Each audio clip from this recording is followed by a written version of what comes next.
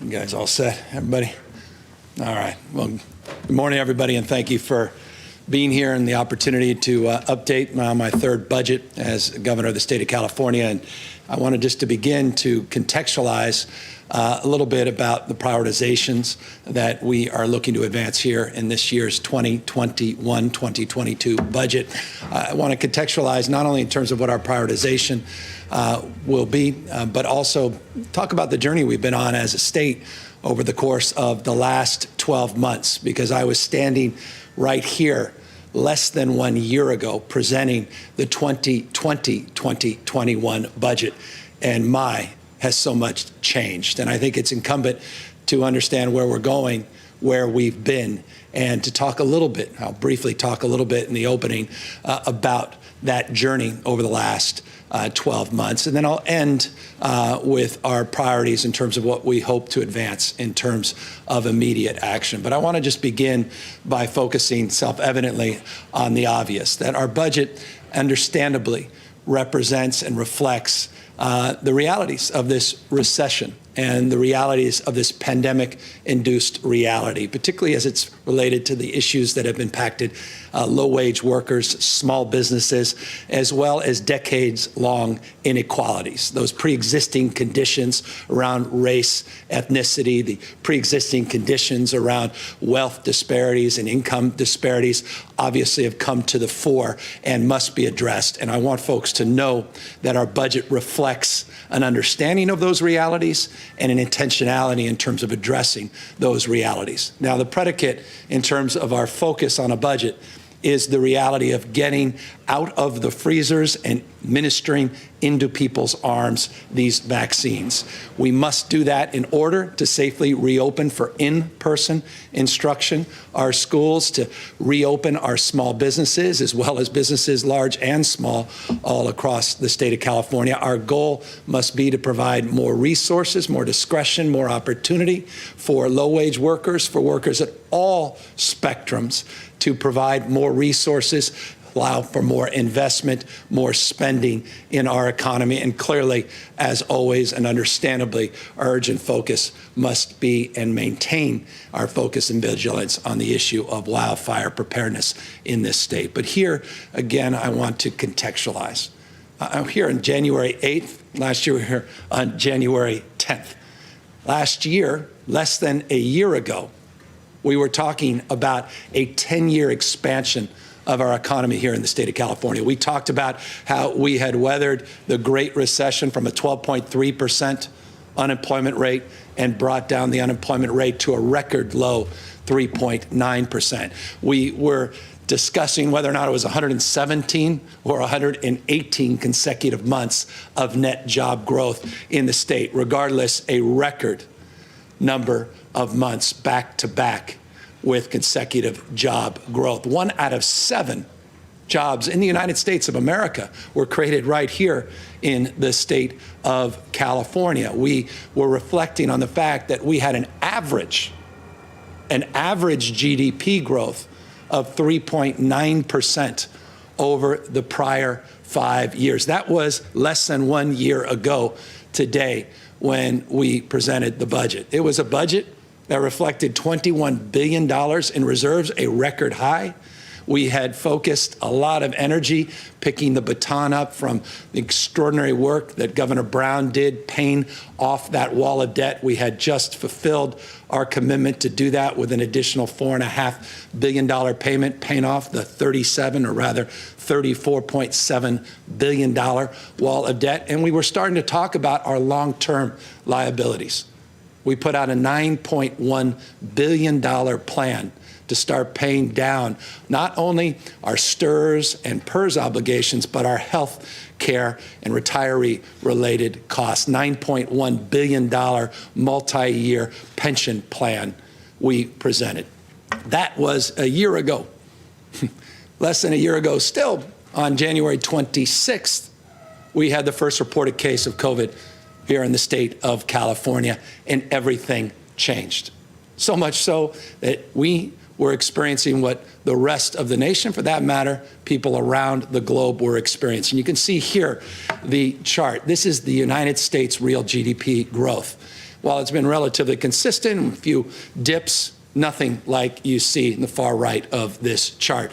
Projected GDP decrease of 26.5% actually manifested more acutely with a decline of 31.5% in the spring of 2020. California was not immune to that contraction. Our unemployment went from 3.9% to 16.4% just in a few months. Our GDP growth, again, at 3.9%, we were then dealing with the realities of a 30+% contraction. 1 out of every 6 jobs now not created, but now lost in the state of California just between February and May of last year. That $5.6 billion surplus, which, by the way, was understated, that $5.6 billion budget surplus gave way to a $54.3 billion deficit, a literal $60 billion swing in our finances in just a blink of an eye in just a few months. Our numbers changed, but our values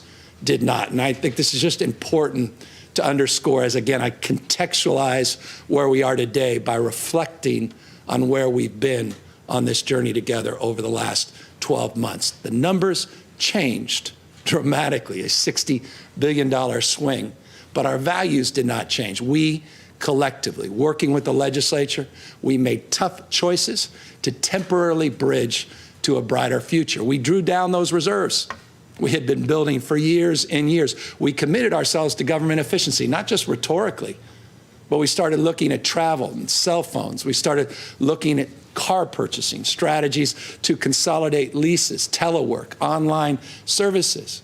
Our public employees gave back close to 10% of their salaries. My staff gave back 10% of their salaries. We postponed many of those supplemental payments. We deferred a lot of investment. I'll talk about that in a moment. And we advanced cuts. We referred to them as trigger cuts in hope and expectation that we can get some more support from the federal government. At the time, we were hopeful didn't materialize in the time that we anticipated, but we enacted tough decisions on the basis of those trigger cuts. But the things we didn't do, and this is why I want to emphasize this notion of values, is we didn't impact our public education system in a meaningful way, at least to this degree. No permanent cuts, no permanent layoffs. We actually provided $5.3 billion of federal funding to focus on the issue of learning loss and just address the issue of equity, broadly defined, roughly 80% of that investment into a frame of equity, looking at the issues of learning loss in the context of supports for distance learning and address some of the challenges associated with those with special needs, low-income English learners. We focused our efforts and our energies to extend and commit, even in that climate, to our earned income tax credit. We went from $400 million 2 years ago to $1.1 billion that's been distributed in the last few months here in the state of California. We didn't make cuts to CalWORK. So often you see welfare cuts. We didn't make cuts to Medi-Cal. So often you see medical cuts to the most vulnerable. We continued our expansion through Covered California and our subsidies up and through supporting the middle class. We invested in job growth and we invested in our economic recovery, and we ultimately landed on a $202.1 billion balanced budget. Not an easy journey, a challenge the likes of which we've never experienced in such a contracted period of time. Numbers changed, but our values did not. Where are we today in the context of this moment? Clearly, California is poised for an economic recovery. That unemployment that peaked at 16.4% is now literally cut in half. A lot of work still to do, but the employment rate has been cut in half. We are in a different position vis-a-vis even the rest of the country. You can see reflected here, U.S. versus California in terms of our real GDP, always outperforming the rest of the nation. This is a chart that, just because of the nature of how it was constructed, appears to be a V-shaped recovery when we know it's more like a U-shaped recovery. But the gist of what you're seeing here is reflected in the fact that California is not only poised for recovery, we're seeing real signs of recovery in our state. And as a consequence, today we are presenting a spending plan, an investment plan, a balanced budget. It's $227 billion, $164.5 billion that is reflected in the general fund. Here's the remarkable news I humbly submit, considering where we were just a few months ago as we worked together in June to address that $54 billion shortfall. Here we are just a few months later with a budget that now enjoys $34 billion in resiliency, and that's defined by what we have in our reserves and what we are enjoying in terms of a surplus. Let's look at the reserves. Here we are again, reserves that are actually higher than this time last year. We're projecting $22 billion in reserves, a record high in this budget. 15.6 you see in the rainy day reserve. The school stabilization reserve, who would have imagined $3 billion in the public education stabilization reserve. Our operating reserve, we are posing a $2.9 billion cushion in our safety net reserve, which was established years ago, Holly Mitchell and others, $450 million. We are committing more now, not less than even a year ago, to address our long-term liabilities. $9.5 billion now, not $9.1 billion. $3 billion of additional payments to STRS and PERS and into our retiree health care. $6.5 billion additional over the next 3 years. So $9.5 billion to pay down those long-term obligations. I hear you. We recognize our responsibility. And yes, we know that $10 billion roughly is a drop in the bucket, but how many states are using general fund to pay down long-term retirement liabilities like the state of California? We are projecting, if you include the operating reserve, $2.9 billion, a $15 billion budget surplus for the fiscal year. We are projecting, more importantly, we're proposing to the legislature a record investment in our public schools. Unprecedented in California's history, $85.8 billion, the highest investment per pupil that the state has ever advanced. We are investing in our energy and our focus to deal with the disproportionate impacts of this pandemic on the issues impacting our low-income communities disproportionately. And that's why we're putting $4.6 billion up to extend learning time, to provide supports to our schools, more summer school, and before and after school programming, other supplemental supports in this flexible package, but an additional $4.6 billion that's building off the 5.3 last year on learning loss. This year, we want to focus this, again, flexibility, similar to last year, but more emphasis, more focus on extending learning time because of the clear challenges and strife that so many of our families are struggling with the current distance learning model. 3.84% COLA this year. And we are providing, because this is often asked, so I just thought I'd provide up front, an additional $3.8 billion above the Prop 98 guarantee. That's a $2.3 billion supplemental payment that includes the resources we're investing in STRS, a little bit of PERS, and then some teacher support programs, which I mentioned right here. Look, at the end of the day, if you want to address the issue of achievement, we know there's no greater boost to achievement than teacher preparation, period, full stop. We know that. There's no real debate about that in terms of at least the data. As it relates to that, we also know the programs that work, and we made investments in the last few years, and a number of these programs are very familiar to all of you, but we can't do enough. And so this year we'll make another down payment on doing more in teacher training and recruitment. These are grant programs.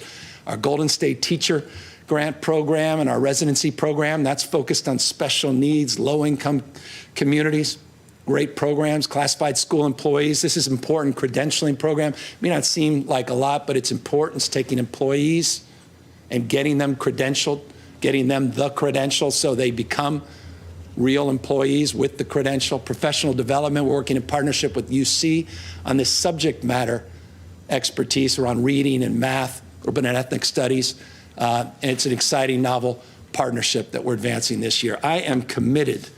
I said this when I first got here, not just interested to invest in special education. I hope you'll take a look at this slide. $1.5 billion we've invested just in the last 2 years in special education, $545 million ongoing. This year we're investing an additional, again, this is our proposal to the legislature, an additional $300 million to focus on infants, toddlers, and preschoolers. I was one of these kids with learning disability. I have a strong bias in this space, and I have a strong resolve, despite a lot of headwinds, to do more and better. And yes, I know that $300 million on top of even the additional resources we provide are not nearly enough. We're on a journey together, and I want to be there along the way to do more and do better. And I look forward to working with the legislature. And if this is an area where they want to accelerate further support, I am all in. And so just wanted to highlight this investment because we're looking at historic investments in special education in this state. I referenced a moment ago those deferrals. We have about $13 billion in deferrals in our K through 12 system. I'll talk about the billion plus in the community college K through 14 in a moment. But of those deferrals, roughly 2/3 of those deferrals we are paying off this year. There's about $3.7 billion remaining, but $9.2 billion we will pay down if, again, the legislature adopts the principle of this budget. The issues around immediate action are paramount. We can't wait in this environment. We can't wait, as we traditionally have, for the fiscal year to end, to adjudicate and dialogue around the give and takes of budget. There's certain things that require urgency. And as I said in the outset, I'll end on this, what our urgency package is. It certainly includes this, or referred to as immediate action, that we hope to see in the next few weeks. And that's a $2 billion investment to safely, can't do it safely, we can't do it, but to safely reopen our schools for in-person learning. That's our default, safely reopening schools for in-person learning.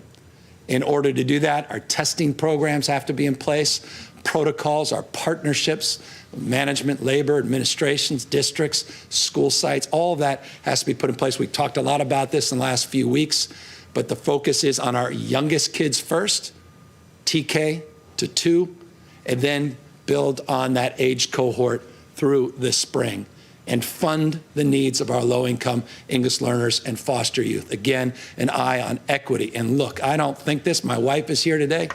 We know this through our lived experience with 2 very young kids and 2, well, at least kids that are a little older. I don't know if 11 is not defined as young, but it's very challenging to have a 4-year-old who you're most of the time saying, don't look at the screen, get off a screen, to say, hey, look at this screen in order to address the needs of a distance learning environment. We know it's challenging, and those kids are falling through the cracks. And we have all the support in the world. I can't imagine what's happening for millions of other children. This is why this is so important. And we know, for that younger cohort, that the social emotional benefits of in-person instruction are foundational, not least of which, and my wife would be the first to remind, not just me, but all of us, if we're going to be serious about equity defined from a gender paradigm, women cannot re-enter the workforce disproportionately unless we address the importance and the imperative of getting our kids back safely in schools, to address more broadly reopening our schools, but also reopening our businesses and providing that workforce that our businesses need in our recovery. So that's why we're promoting a $2 billion immediate action package and promoting that and directing it to the legislature. That said, here's the estimate. People are asking, what are we projected, what's anticipated to be received from the new federal act that was just provided. We estimate about 6 points, and this number will change. I say this is anticipated.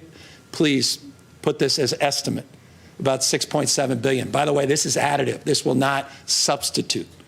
We're going to have another $6.7 billion to invest in our school system. This budget, the budget's in the printer, that went to the printer, was done before we got the details, which literally are coming in every day, of the new federal relief package. So this entire budget, please caveat with that consideration.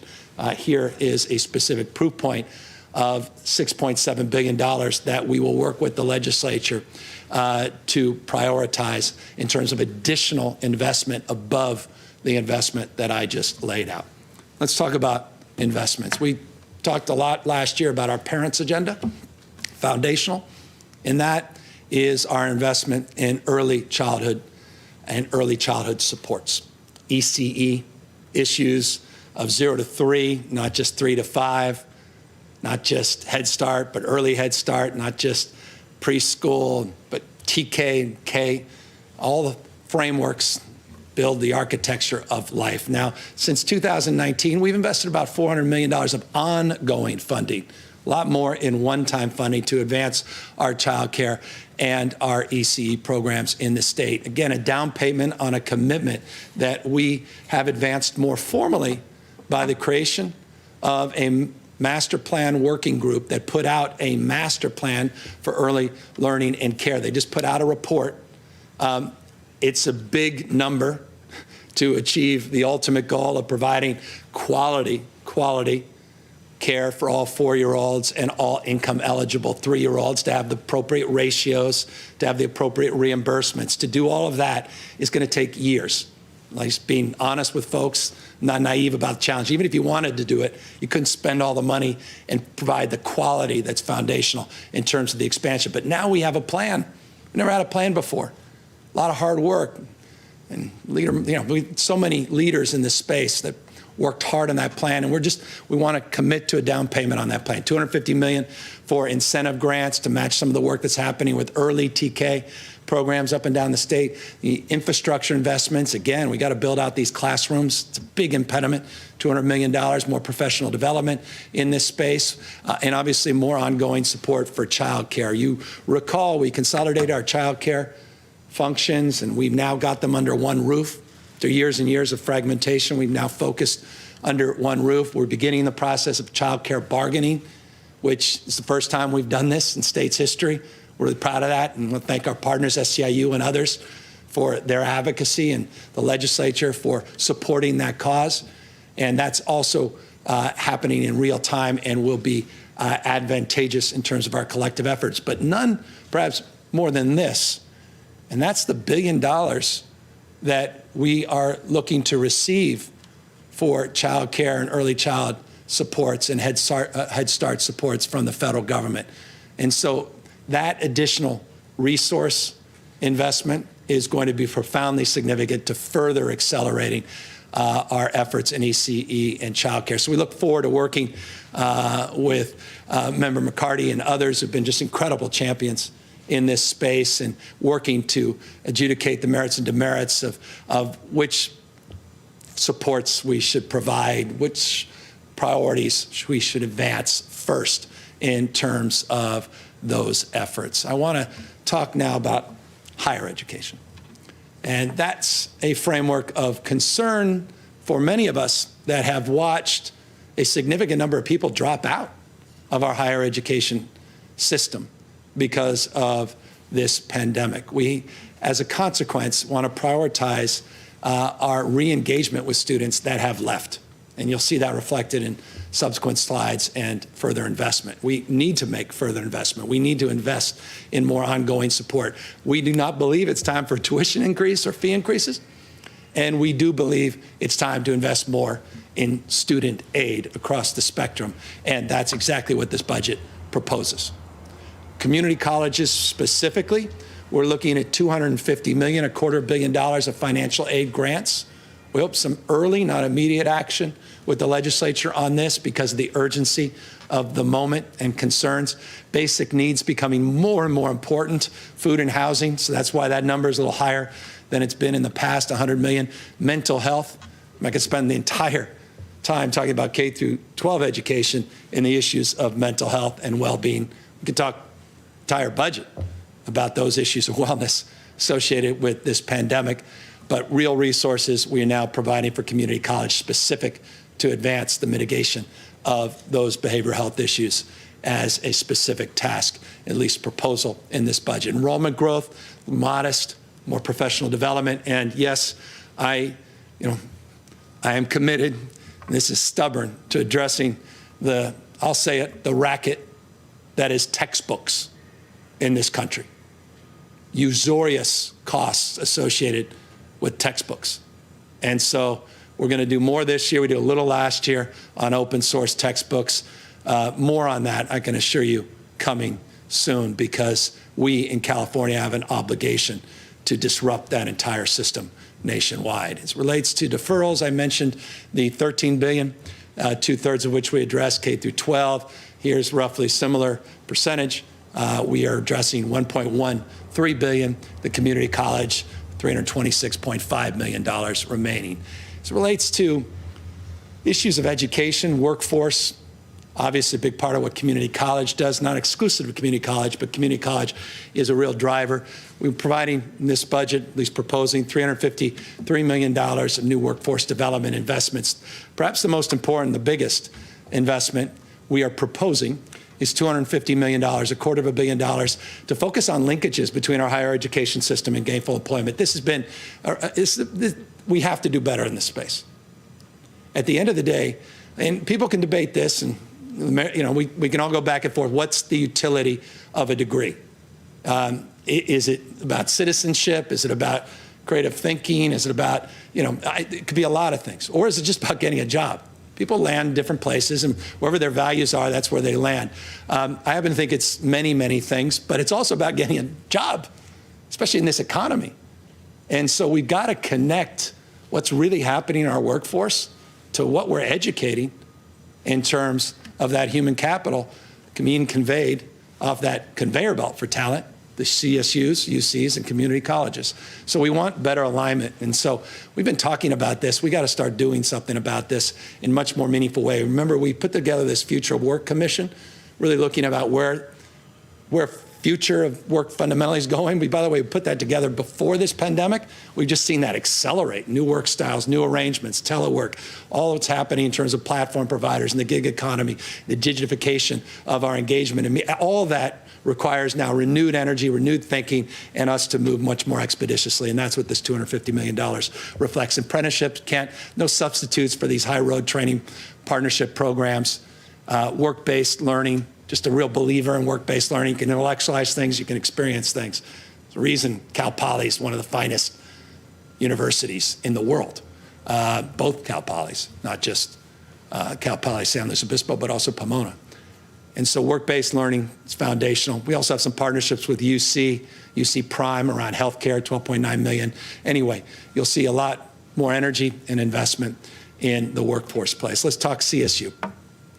The two systems, CSU and UC, we are proposing $786 million in new money, ongoing and one-time, deferred maintenance, emergency financial aid, computing talent initiative. Not just the UCs should be focusing on computational investments and focusing on education in that space, but CSUs as well, and clearly professional development as always needed. So additional $425 million at the CSU. UC could see similar investment in one time as it relates to the subject matter projects I mentioned and to help our K through 12 educators, more professional development, emergency financial aid. You'll see a number there, 20 million, Institute of Science and Innovation. I want to applaud former Governor Davis did something that deserves a lot more attention. He developed these partnerships that are still thriving across this state to focus on taking sort of an academic discipline and translating it into a meaningful construct, meaning manifesting an intellectual frame and creating frameworks to advance and accelerate innovation and discovery and the entrepreneurial spirit that defines the best of the state. There are institutes across the state, partnerships, biotherapeutics, bioinnovation, issues related to IT across the spectrum. We want to invest some money in that space and really invest more energy in building on those outstanding partnerships. So $361 million in the UC space. But here again is a significant slide and a significant part of the conversation we'll be having with the legislature. Upwards of $3 billion of additional support for higher education. $3 billion, 2.9 anticipated coming from that federal act. I know a lot of folks were disappointed that federal stimulus wasn't even larger. I'm disappointed because I do think more discretionary money needed to come to states and local governments in particular. But you got to acknowledge these are significant investments that will enhance our efforts here in the state substantially and provide a real injection of support, particularly our UC and CSUs. So $2.9 billion, look forward to working with the legislature in terms of, and obviously leaders, and the two new leaders at CSU and UC, the Board of Trustees and the regents, to make those investments and to make sure those investments are well utilized. Speaking of investments, not lost on anyone, the importance imperative of continuing our investments in testing and contact tracing, isolation, quarantine, focusing, yes, on vaccinations, which I imagine maybe the only reason anyone showed up today to talk about vaccinations, as well as additional supports across the spectrum for state response. We're putting $4.4 billion into this budget. Not all of that is general fund. We expect a substantial portion, disproportionate number of that to be reimbursed, but this is the dollar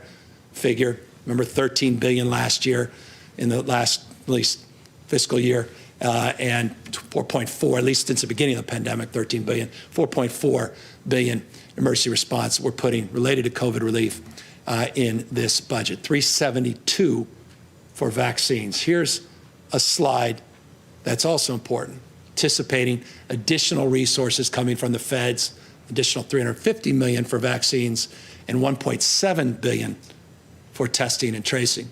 So that's an open-ended question, is do we use that money to offset these investments, or do we add on top? And that's a question for the legislature. That's a question we have to dialogue. And I want to make this crystal clear so people understand the federal supports, with the exception of the Prop 98, the federal supports have discretion in terms of, do you add more support or do you substitute the general fund support and then redirect those dollars? There's discretion in that bucket.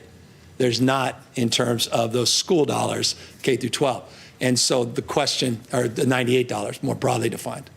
And so the question here is this vaccine number additive, or can we use a portion of it?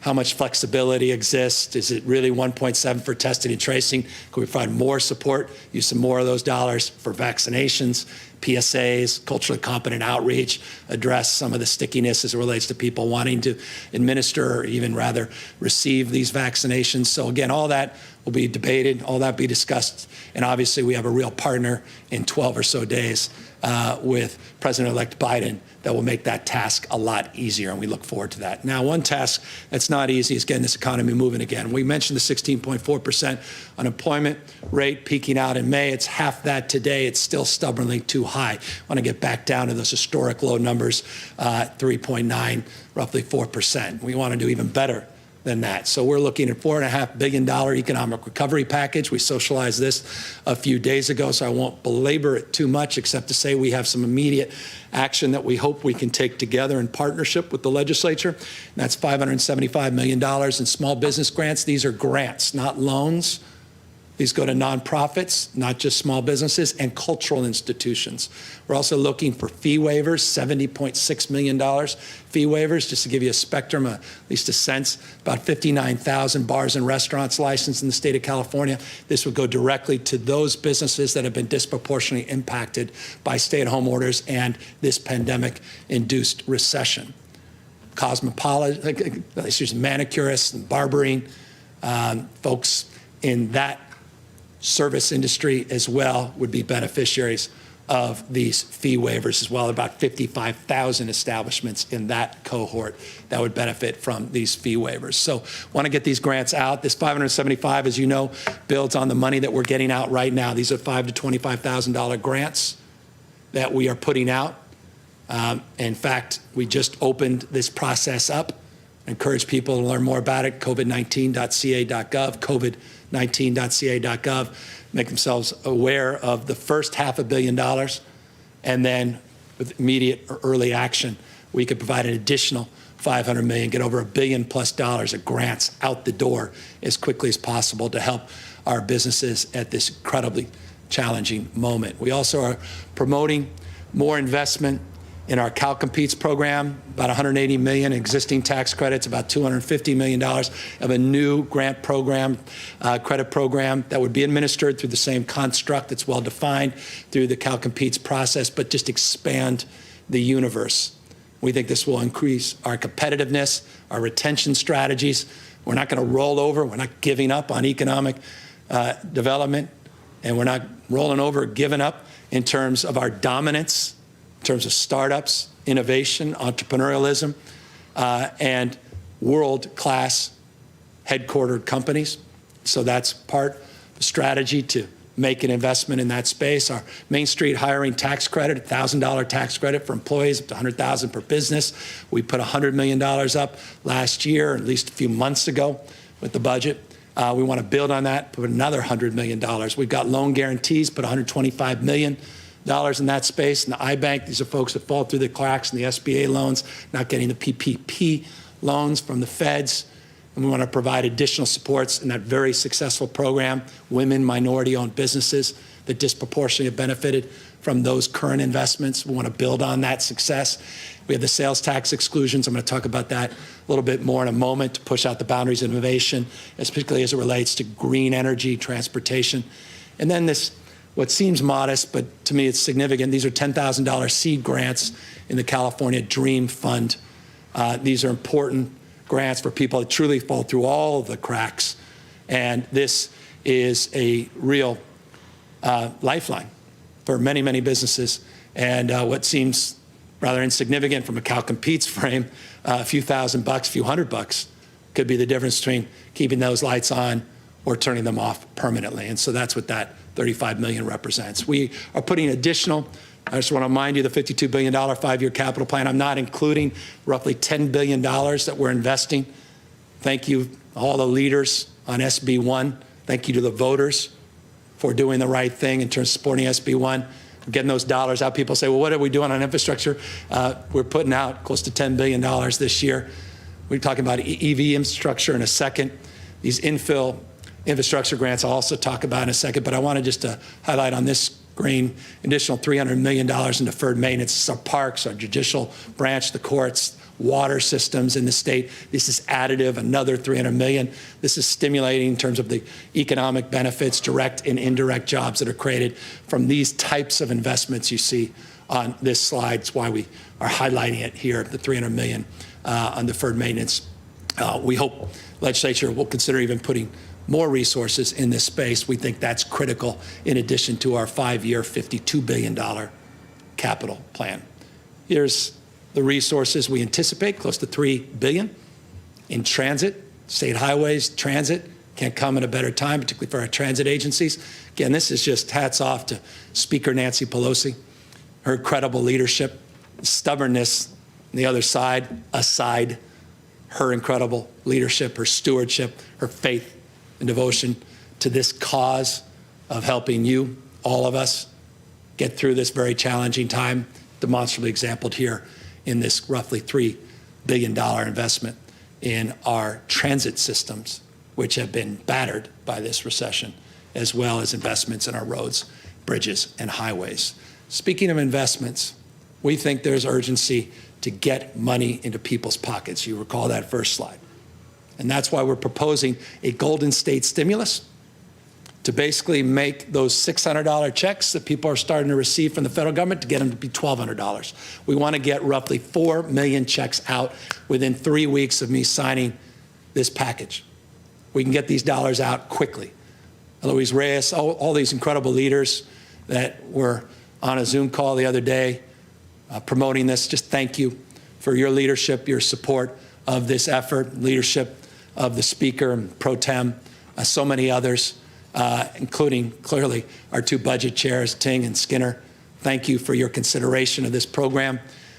We want, with urgency, to move with immediate action to get $2.5 billion, $2.4 billion into the pockets of 4 million Californians, to help them with evictions, to help them with rent, to help them with utilities, to help them with childcare, to help them with food, help them with the spectrum of supports they so desperately need at this moment. And that's why I reference an extension on the eviction moratorium. We have to get that done. July, or rather January 31st, is the deadline of our agreement that we were able to socialize last August. It expires at the end of this month. So with urgency, we need to move to get that extension. As it relates to additional supports, there's about $2.6 billion that the federal government is offering this state and jurisdictions with populations north of 200,000, meaning the $2.6 billion you see reflected in this slide of additional support for rent and utilities coming from the federal government. Not all of that comes to the state. About $1.4 billion does, and $1.2 billion goes to those local jurisdictions, a little smaller than the last coronavirus CARES Act. These are, again, municipalities with 200,000 population, not the old 500,000. And so we want to make sure, the key here is to make sure the state and locals are working collaboratively to make sure whatever we do at the state level with our existing supports and other programs, we're doing strategically and thoughtfully, and that it parallels our thinking and our strategies around addressing the evictions question by the end of the month. So all of this is happening in real time, and it's an incredible moment in terms of anxiety, but an incredible moment of opportunity to address these issues. I know David Chu, so many others are working on this. Our pro tem's been incredible. Tony Atkins on this, so many folks committed to this cause, working overtime. We look forward to that engagement over the course of the next number of days, not just weeks. Here on the housing front, evictions to housing, here's what we've done the last few years. Billions of dollars, unprecedented. I know we say that a lot and means nothing in terms of, well, what has it produced? Well, it's produced a lot, just not enough. Again, good enough never is. No one's nice. But we've done an unprecedented amount in tax credits, unprecedented number of dollars been invested in loans, infrastructure grants, the likes of which we've never done in the past. And we finally got that excess land survey done, and we've got partnerships in South Lake Tahoe and Stockton and Sacramento, more work still to happen in that space. I just want to remind you of some of that work.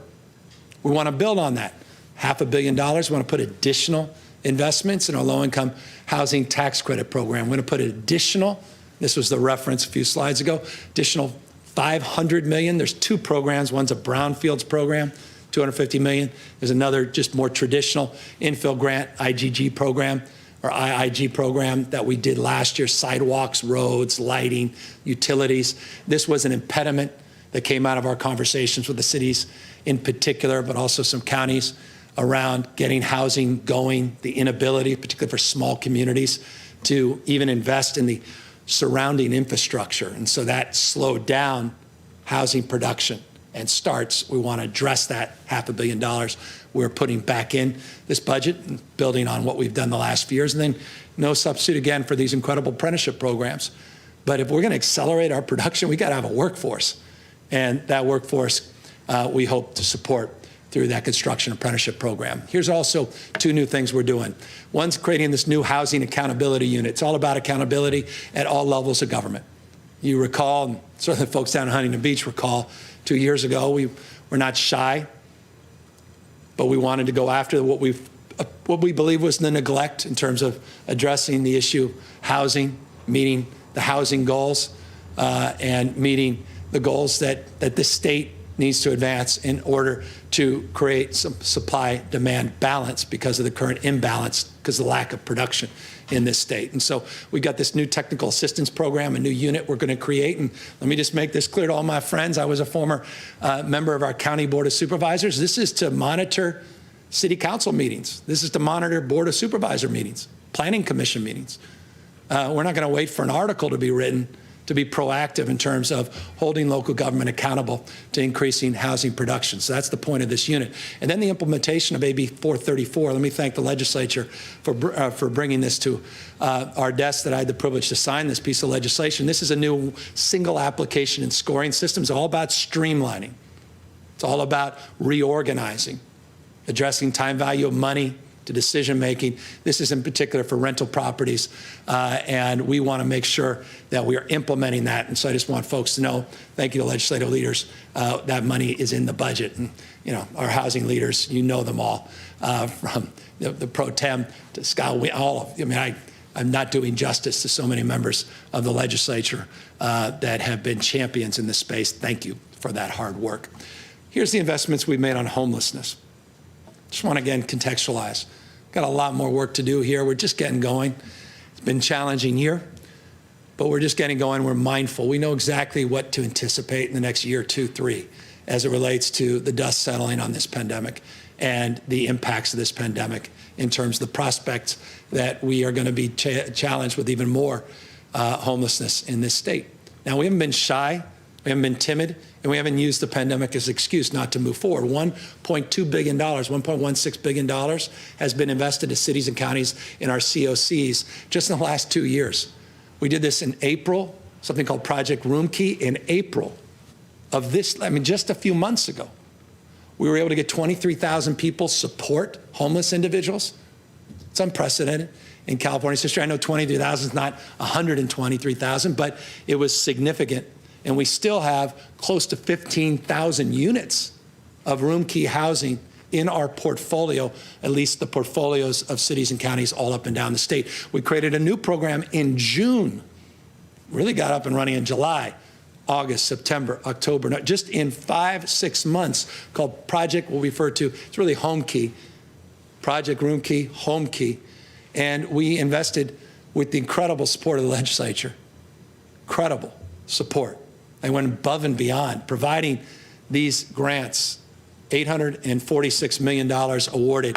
We got those dollars out in just a few months. We got all these 94 projects in escrow in less than 6 months, 51 jurisdictions, and over 6,000 permanent new housing units that would have otherwise not existed had we not gotten creative, working with our federal government, which provided 75% of the support in terms of those investments for this program. We also were able to match some philanthropic support because good ideas generate support, and I just want to thank philanthropy for their recognition of that program as well. And because it worked, we might as well double down on it. And that's what we're proposing to do, new investments, $1.75 billion in new investments in housing to address the homeless crisis. $1.75 billion in new investments to purchase more hotels and motels, to build on what we did last year, to focus on mental health housing. We must provide and develop more community mental health housing, physical brick and mortar infrastructure. It's missing. It's been missing for decades. Let's use this money to make that investment, and let's invest and dedicate our investments in our vulnerable seniors. Came out of Master Plan for Aging, comes out of just common sense, and it's just self-evident. Any of us watching, any of us seeing, experiencing what's happening in this country, not just the state, disproportionate now number of seniors we're starting to see, or at least large number of seniors we're starting to see on our streets and sidewalks. And so we need to do more in that space. $1.75 billion we're recommending for the legislature to consider. And yes, we're bringing back CalAIM. Talked a lot about this last year. This was unfortunately impacted our investments into complete transformation of our Medi-Cal system. Our Medicaid nationwide, it's Medi-Cal here in the state of California. We want to invest $1.1 billion, that's all in, not just general fund, in this CalAIM proposal. As my dad used to love to say, God's delays are not God's denials. While this may have been delayed last year, we're committed to the cause this year. This is about payment reform, changing incentives, investing in prevention, looking at brain health and physical health, looking at the integration. It's basically statewide whole person care, that old waiver that we had for pilots, whole person care, to address the whole person, not just pieces of people, and waste money in a fragmented system, to incorporate that statewide It's a really exciting initiative. It's enlivening for at least those that seek to have the gift of being in these positions, to do that. This is part of the why. Why do you want to be in these positions? This is a big part of my why. And I know it's a big part of Dr. Galley and my entire healthcare team's why. This is exciting. And there's so many wonderful, Dr. Wood and so many members of the legislature, Pan, there's so many wonderful leaders in this space that Ramula help amplify these efforts. And I just want to thank them for their work on this and their commitment to it. Let's talk about work. We got to commit to doing more to help our kids and their health needs. I remind folks that the brain is part of the body. And so we need to address the issue of brain health and physical health. And the issue of early screening is foundational at prevention, but creating a greater, stronger school-based model of care for behavioral health is fundamental. Wellness, early prevention, suicide prevention. God bless. Suicide prevention.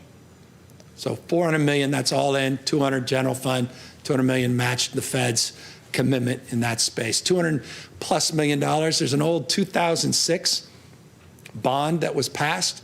A lot of the money was spent, but a lot of the money was relinquished. A lot of the money came back. We can use it with discretion on this jails facilities bond. Kind of like this, at least the frame. Jail facilities bond, money is available. We could put $200 million and we can use that money for residential mental health facilities.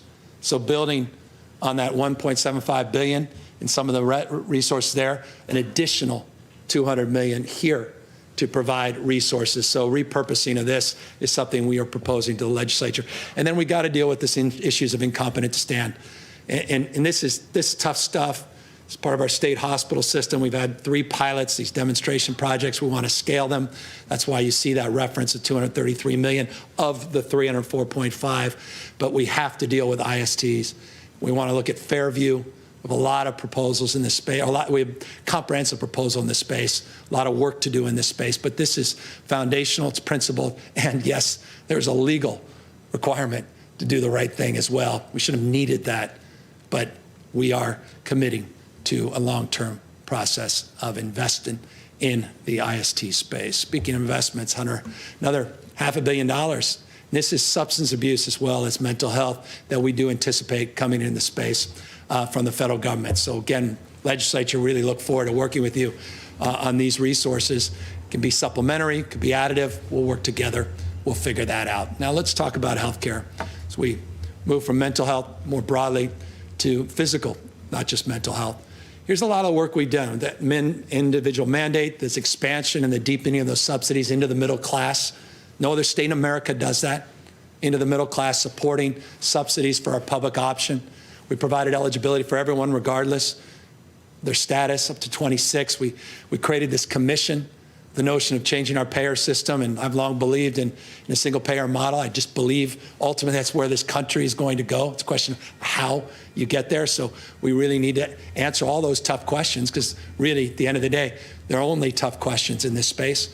And so we created this commission. It was created a few years ago, but we've actually got people now working on this question with real resources to back up their contribution and their efforts. Prop 56, we started investing money there, wasn't previously invested, loan repayment programs and the like.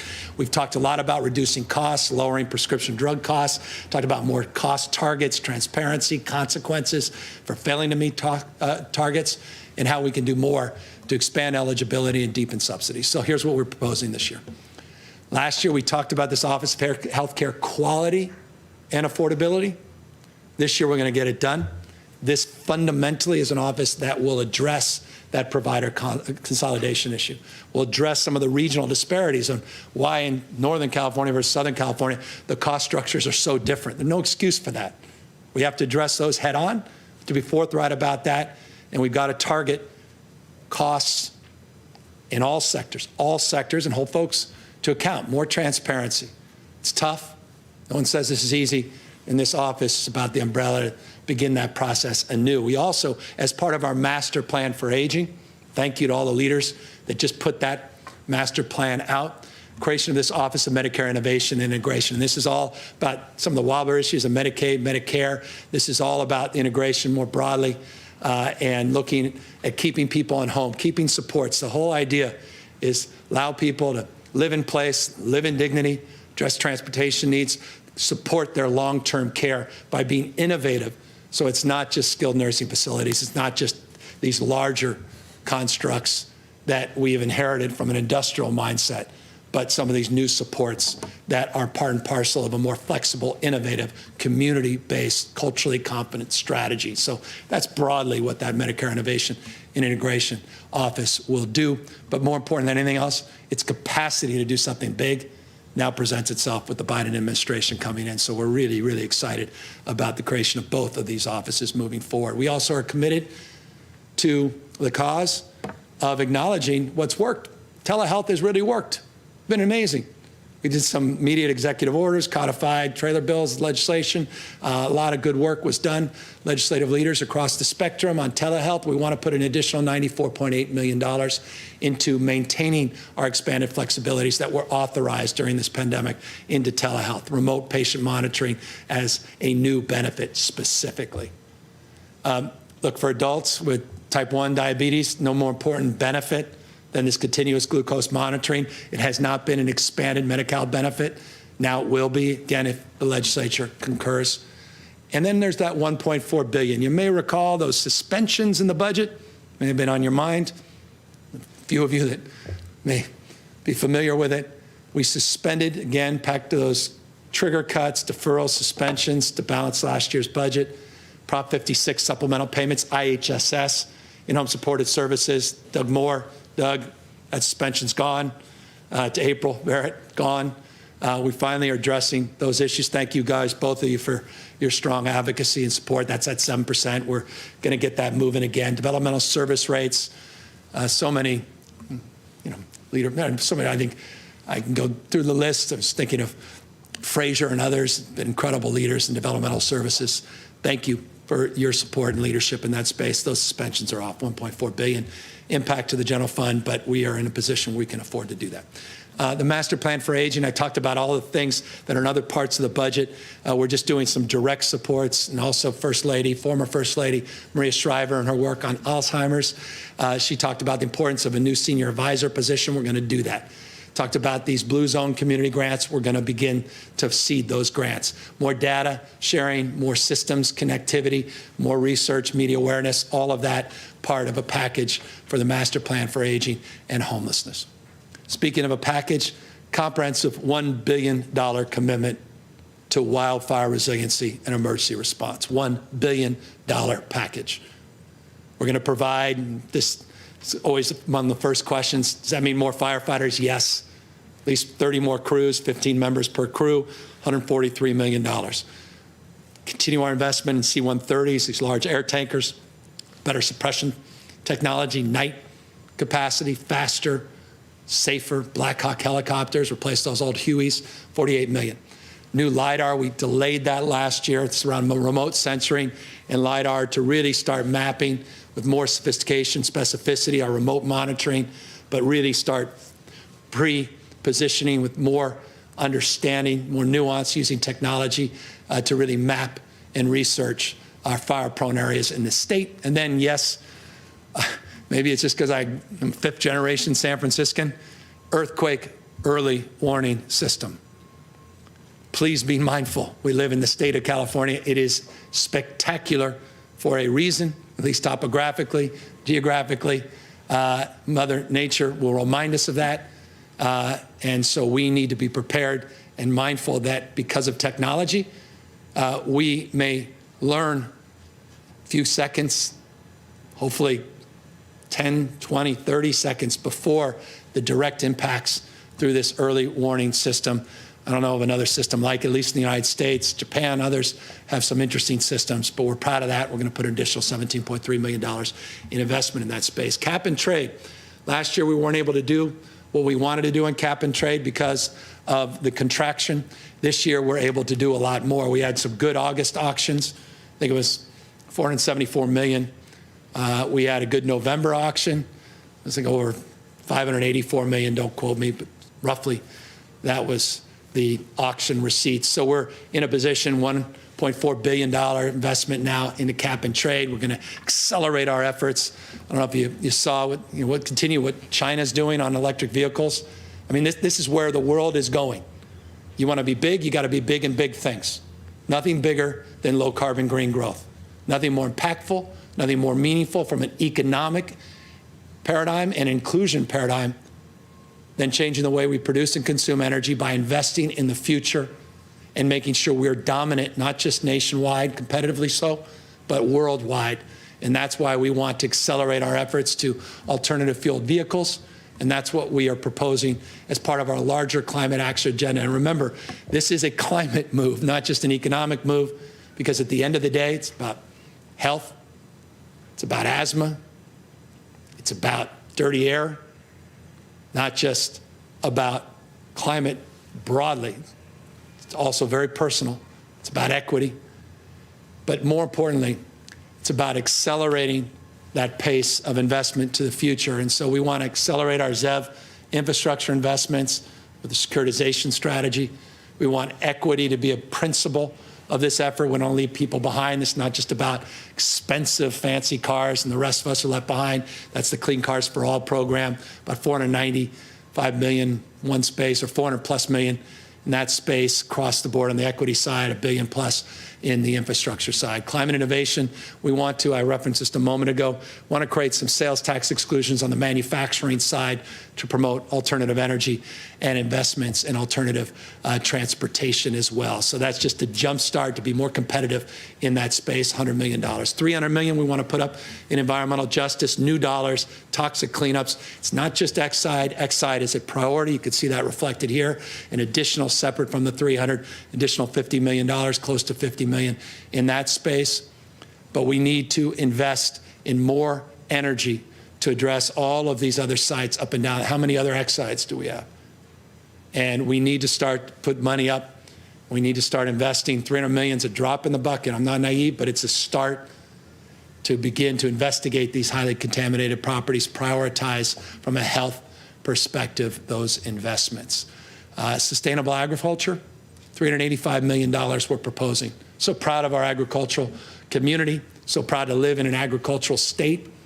It's pride, so much envy around the world. We can't lose sight of the incredible farmers and ranchers that we have in this state, but we also can't lose sight of the burdens that are being placed on them, stacking of all these rules and regulations, and in particular as we transition to low carbon green growth, as we decarbonize our economy, we need to be there and be more supportive in terms of equipment replacement, $250 million, climate smart loans for efficiency, more soils management. My wife, again, here, in terms of regenerative strategies, soil management, so fundamental to our efforts. We're putting real money in this space. Sigma, that remarkable work that was done before we got here on Sigma. We need to provide some support and grants. It's $100 million to help with Sigma, our Sustainable Groundwater Management Program, which now is in place. And then obviously direct assistance to small farmers, mid-sized farmers. We want to put money in that space. And then something we've been working on for months, may not seem like a lot, could be a big deal. I don't want to overpromise, but a unified licensing portal to streamline regulations and reporting across the spectrum for agriculture. That's long overdue. We actually have a proposal plan, and that's why we're putting that dollar figure up to invest in it. And as always, more investment in integrated pest management, issues related to reducing harmful overuse of pesticides in this state. And so we want to support the transition.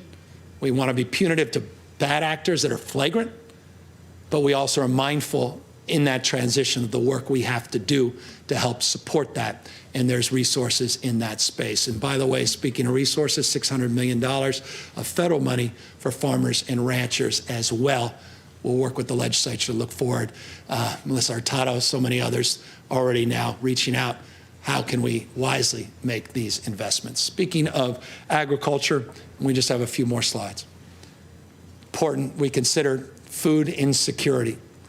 Last year, in addition to our baseline budget we passed on supporting our food banks and tribes and our food programs, we did two significant enhancements, a $75 million enhancement And then in October, an additional $90 million. That just started going out, that $90 million enhancement to our food bank and tribes. So this is on top of that additional $30 million. This California Assistance Program, which helps refugees, legal immigrants, $11.4 million. And again, 'cause she's in the front row, farm to school investment. My wife, Kat Taylor, so many others, nonprofit, leveraging these resources, making sure we're investing in healthier, more nutritious food for our kids across the spectrum and supporting ag in that process. So it's more of a catalyst fund, not substituting other work, but really encouraging smarter investments in our public schools. We want also, speaking of smart investments, to continue to improve government efficiency, not just rhetorically, but substantively, and then address the issue of bringing services in the state into the digital age. I wish I could just go like this, and DMV's upgraded, EDD's upgraded, name it. Care, the whole system. We've inherited stuff going back to the 70s. I wrote a book about being on the leading and cutting edge of 1976 in terms of our IT.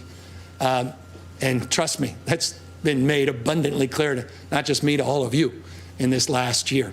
So we have a lot of work to do to bring government into the digital age. Just brief, few slides on that. Got $50 million in cybersecurity. We're doing cybersecurity audits across the spectrum, every single state department. By the way, you may recall last year we invested, it wasn't created, but it wasn't funded. Last year we funded our cybersecurity integration center. And just in time with some of the revelations of what occurred federally, of which we were not immune as a state to its impact. So cybersecurity is still top of mind. We want additional investment in that space. That Office of Digital Innovation we created, got some wonderful talent now assembled there. We want them to start sprinting in terms of their work, looking at more consumer-based services, consumer-based interfaces, meeting people where they are, meaning taking government services, not just online, but getting in people's hands, in their devices, meeting people where they are, from search to suggest, reminder prompts, all kinds of new strategies, new ways of thinking about technology. And then on the relates to the state workforce, we want to make those 5% across-the-board cuts permanent. We are consolidating office space, leased space. We are making investments with a mindfulness around these new work styles that I talked about, and telework, more online services, and the like. I close with this slide, and that is a slide that is very similar to how I began, and that is, here is the $5.046 billion that we are asking humbly for consideration for immediate action by the California legislature.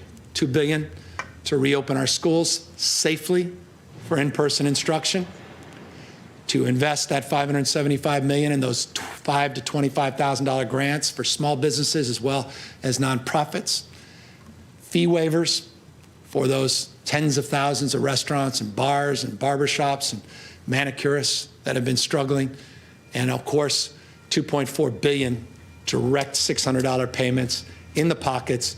You get it out in just weeks. 4 million people get the benefit of that program if we move quickly and then address in real time how to appropriately distribute that $2.6 billion from the federal government as it relates to federal funds for rental support, not just for renters, but also for small landlords that are also the beneficiary of that resource, as well as address immediately this eviction moratorium question, which impacts not just tenants, you and I, but also commercial tenants, businesses, LLCs, S-corps, and the like that are also vulnerable in this environment as well. Just one final interesting tidbit.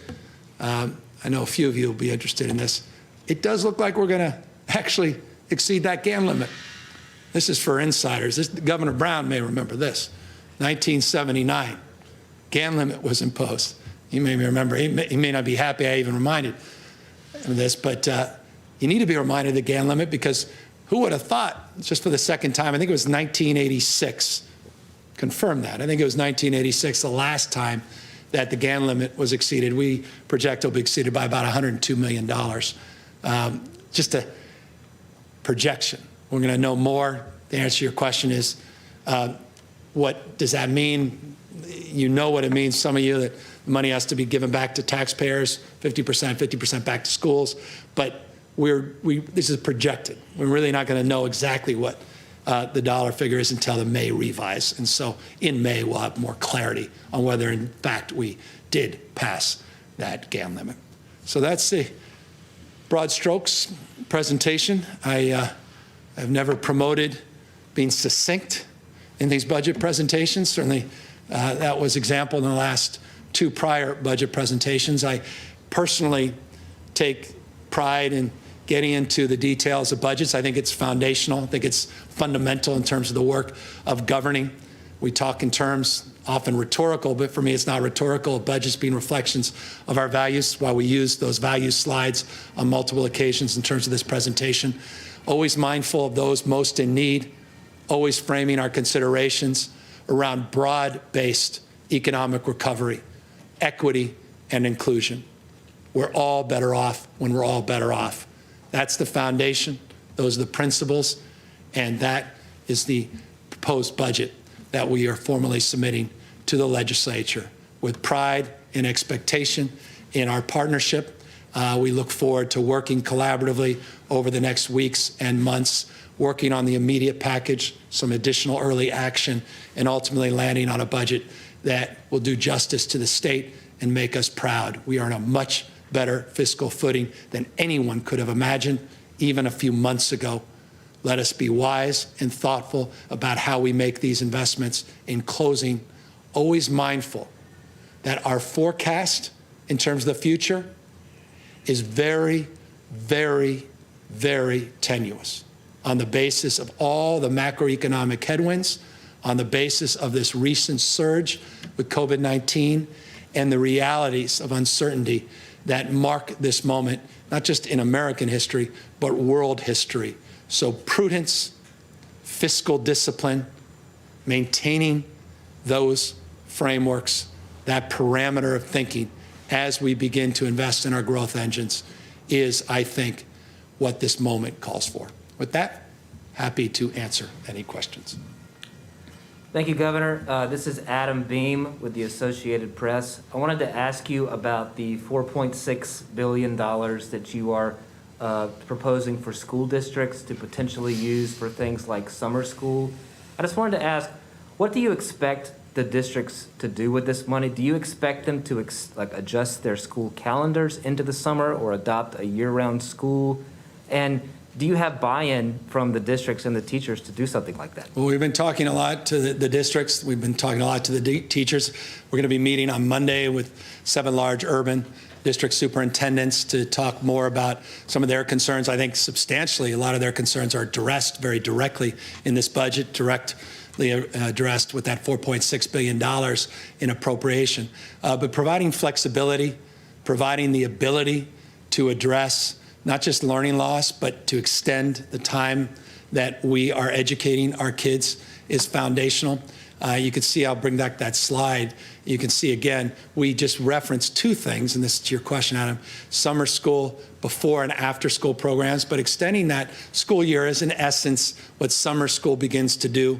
Extending the hours is really the kind of flexibility that we are providing with these resources, and we want, because of the way we've framed, the way we've organized our system of education, we want localism to ultimately be determinative in terms of what works for them, to supplement those educational supports, how to do that, when to do that. We want to provide the flexibility that's reflected in this additional $4.6 billion of extended learning money. And so we look forward to the creativity that comes back from LEAs, but certainly we will work with the legislature to clarify our expectation. We look forward to working, not just Tony Thurmond, and thank you to the Superintendent of Public Education for his input on this proposal, and many, many others, but we look forward to engaging O'Donnell, others, the legislature that have also been invaluable in helping promote something along these lines.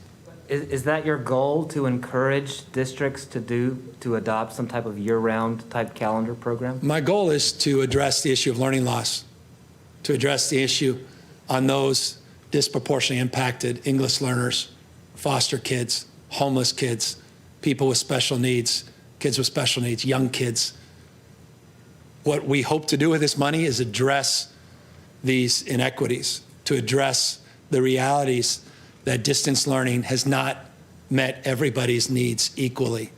And that's exactly what this is intended to do. We want to provide flexibility because one size does not fit all. Different cohorts, different populations, different dynamics, different governance, different leadership. We want to provide that flexibility, but we've got to invest in more time and attention to those most at need. And that's fundamentally what that $4.6 billion represents. Thank you, Governor. This is Laurel Rosenhall with Cal Matters. I also have a question about schools reopening. You referenced the concerns raised by the urban school district superintendents. They said that your plan, allows local teacher unions an effective veto on reopening because it encourages schools to reopen, but doesn't compel them to do so even when public health circumstances show that it could be safe. So I'm just wondering if you would be open to a plan that requires schools to reopen in person when it is safe, or if you're committed to allowing local teacher unions to, decide whether that can happen. Well, I don't frame it along the way you've framed it, or frankly was framed in that letter. We are working with those superintendents. We look forward to engaging them formally on Monday. I think substantially this budget reflects the vast majority of their concerns that were highlighted in that letter. Concerns around equity, that's demonstrable in terms of the budget we've just put out, the historic funding that we have put out, the additional supports coming from the federal government that will only further the cause of addressing equity. We have as default, you got to opt out. It's not an opt-in now. We flip that frame in terms of at the beginning, focusing TK to 2, and then building on subsequent cohorts. We've had robust and energetic conversations, not only with teachers unions, but represented bargaining units across the spectrum. And we will continue to engage them and support local superintendents in that effort. But one thing I know, and forgive me, I know it's stale, it's rote, and I've repeated it on multiple occasions, but I think it's important to repeat in this context. There's an old African proverb that says, if you want to go fast, go alone. But if you want to go far, go together. And I do believe fundamentally that if we're going to successfully educate our most vulnerable kids, if we're going to be successful in addressing learning loss, if we're going to be successful as a state, we have to do it in partnership with.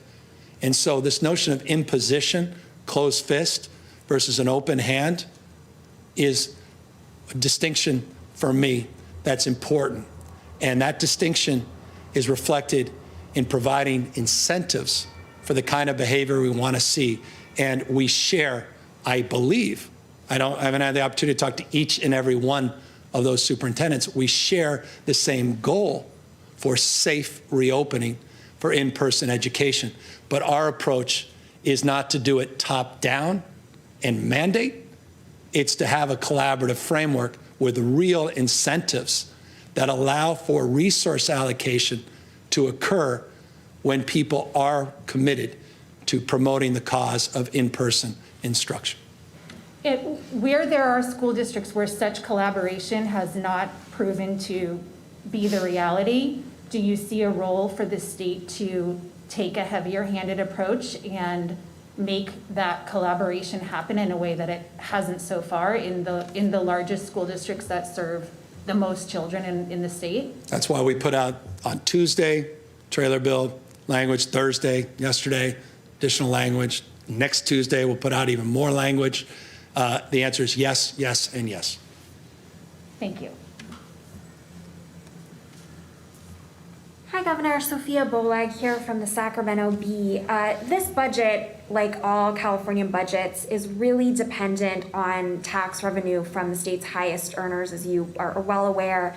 And so I'm wondering, what are you doing or what are you planning to do to keep the next Elon Musk or another California billionaire from leaving the state? Well, we're so proud of DoorDash and their IPO. We're so proud of Airbnb and their IPO. So proud of what Salesforce did in terms of making an investment in another California-based company, one of the largest proposed mergers in America. All of that energy is happening still here in the state of California. We're really proud. Once again, Bloomberg came out with their Entrepreneurial Innovation Index, California dominating once again in that space this year. We're so proud of the fundamentals in this state, all the talent that we convey from our university system, the research and development, more Nobel laureates, more venture capital than any other part of the globe, not just the rest of the country. So many of our private sector companies, the fastest growing private sector companies, dominantly are still here in the state of California. So an individual leaves, so many individuals come to this state. And so we're proud of that. We're going to maintain our competitiveness. We're going to make a case for this state. 12 months ago, the biggest complaint we were having in the state was stress and gentrification. Cities like San Francisco, because too many people wanted to descend. And so the fundamentals haven't really changed. The state is still this remarkable home to more dreamers and doers than any other part of the globe. So we're going to build on what's working. We're going to acknowledge what's not. But one thing I also want to acknowledge, there's a lot of misinformation out there. There's folks that are purposely misinforming the public about things that aren't happening in this state, particularly as it relates to taxes and other things. And I think we have a lot of work to do to clear that record. And we can assure you, I can assure you personally, not just professionally, in terms of the work we're doing, that we are being laser focused on that and have worked hard over the course of the last many, many months to make sure people know what we're doing, to make sure that they know that they matter and that we care. And we are building those supports not just at GoBiz, but across the spectrum of state agencies. And I hope you see that reflected substantively here today with the billions and billions of dollars of economic and workforce support and the streamlining that we're hoping to do within industries to help accommodate our job creators and create conditions where they can flourish and thrive. I mean, specifically when you talk about, making sure that people know what you're doing, you just mentioned some of the budget investments that you've outlined. What else would you point to in this budget or in your policy agenda for this year that you think is going to help continue to make California a place where people want to come and stay? Well, the investments, $786 million right here in investments. Put this slide up, perhaps the most meaningful, $786 million investments in CSU UC. You want to know what the differentiator is in this state? Again, I'll repeat it. It's not only the conveyor belt for talent, UC, CSU, and community college, but it's also our research institutions. It's also these incredible universities, private as well, Stanford University, USC, incredible labs, Lawrence Livermore, Lawrence Berkeley Labs, Sandia Labs, Scripps. Those are the economic engines, ultimately, of human capital, the birthplace of life science and biotech, 1979. Interestingly, 1979, Gantt was established. We also were the birthplace of biotech and bioinnovation. So you build on those strengths. We also have put out, and I'll go to the slides, billions and billions of dollars of additional supports. The Cal Competes grants go directly to your question. We've never provided this level of new support in some time. The Main Street hiring tax credits, the loan guarantees, fee waivers across the spectrum, grants to help the ecosystem of job creation, job growth, housing investments go directly to your question.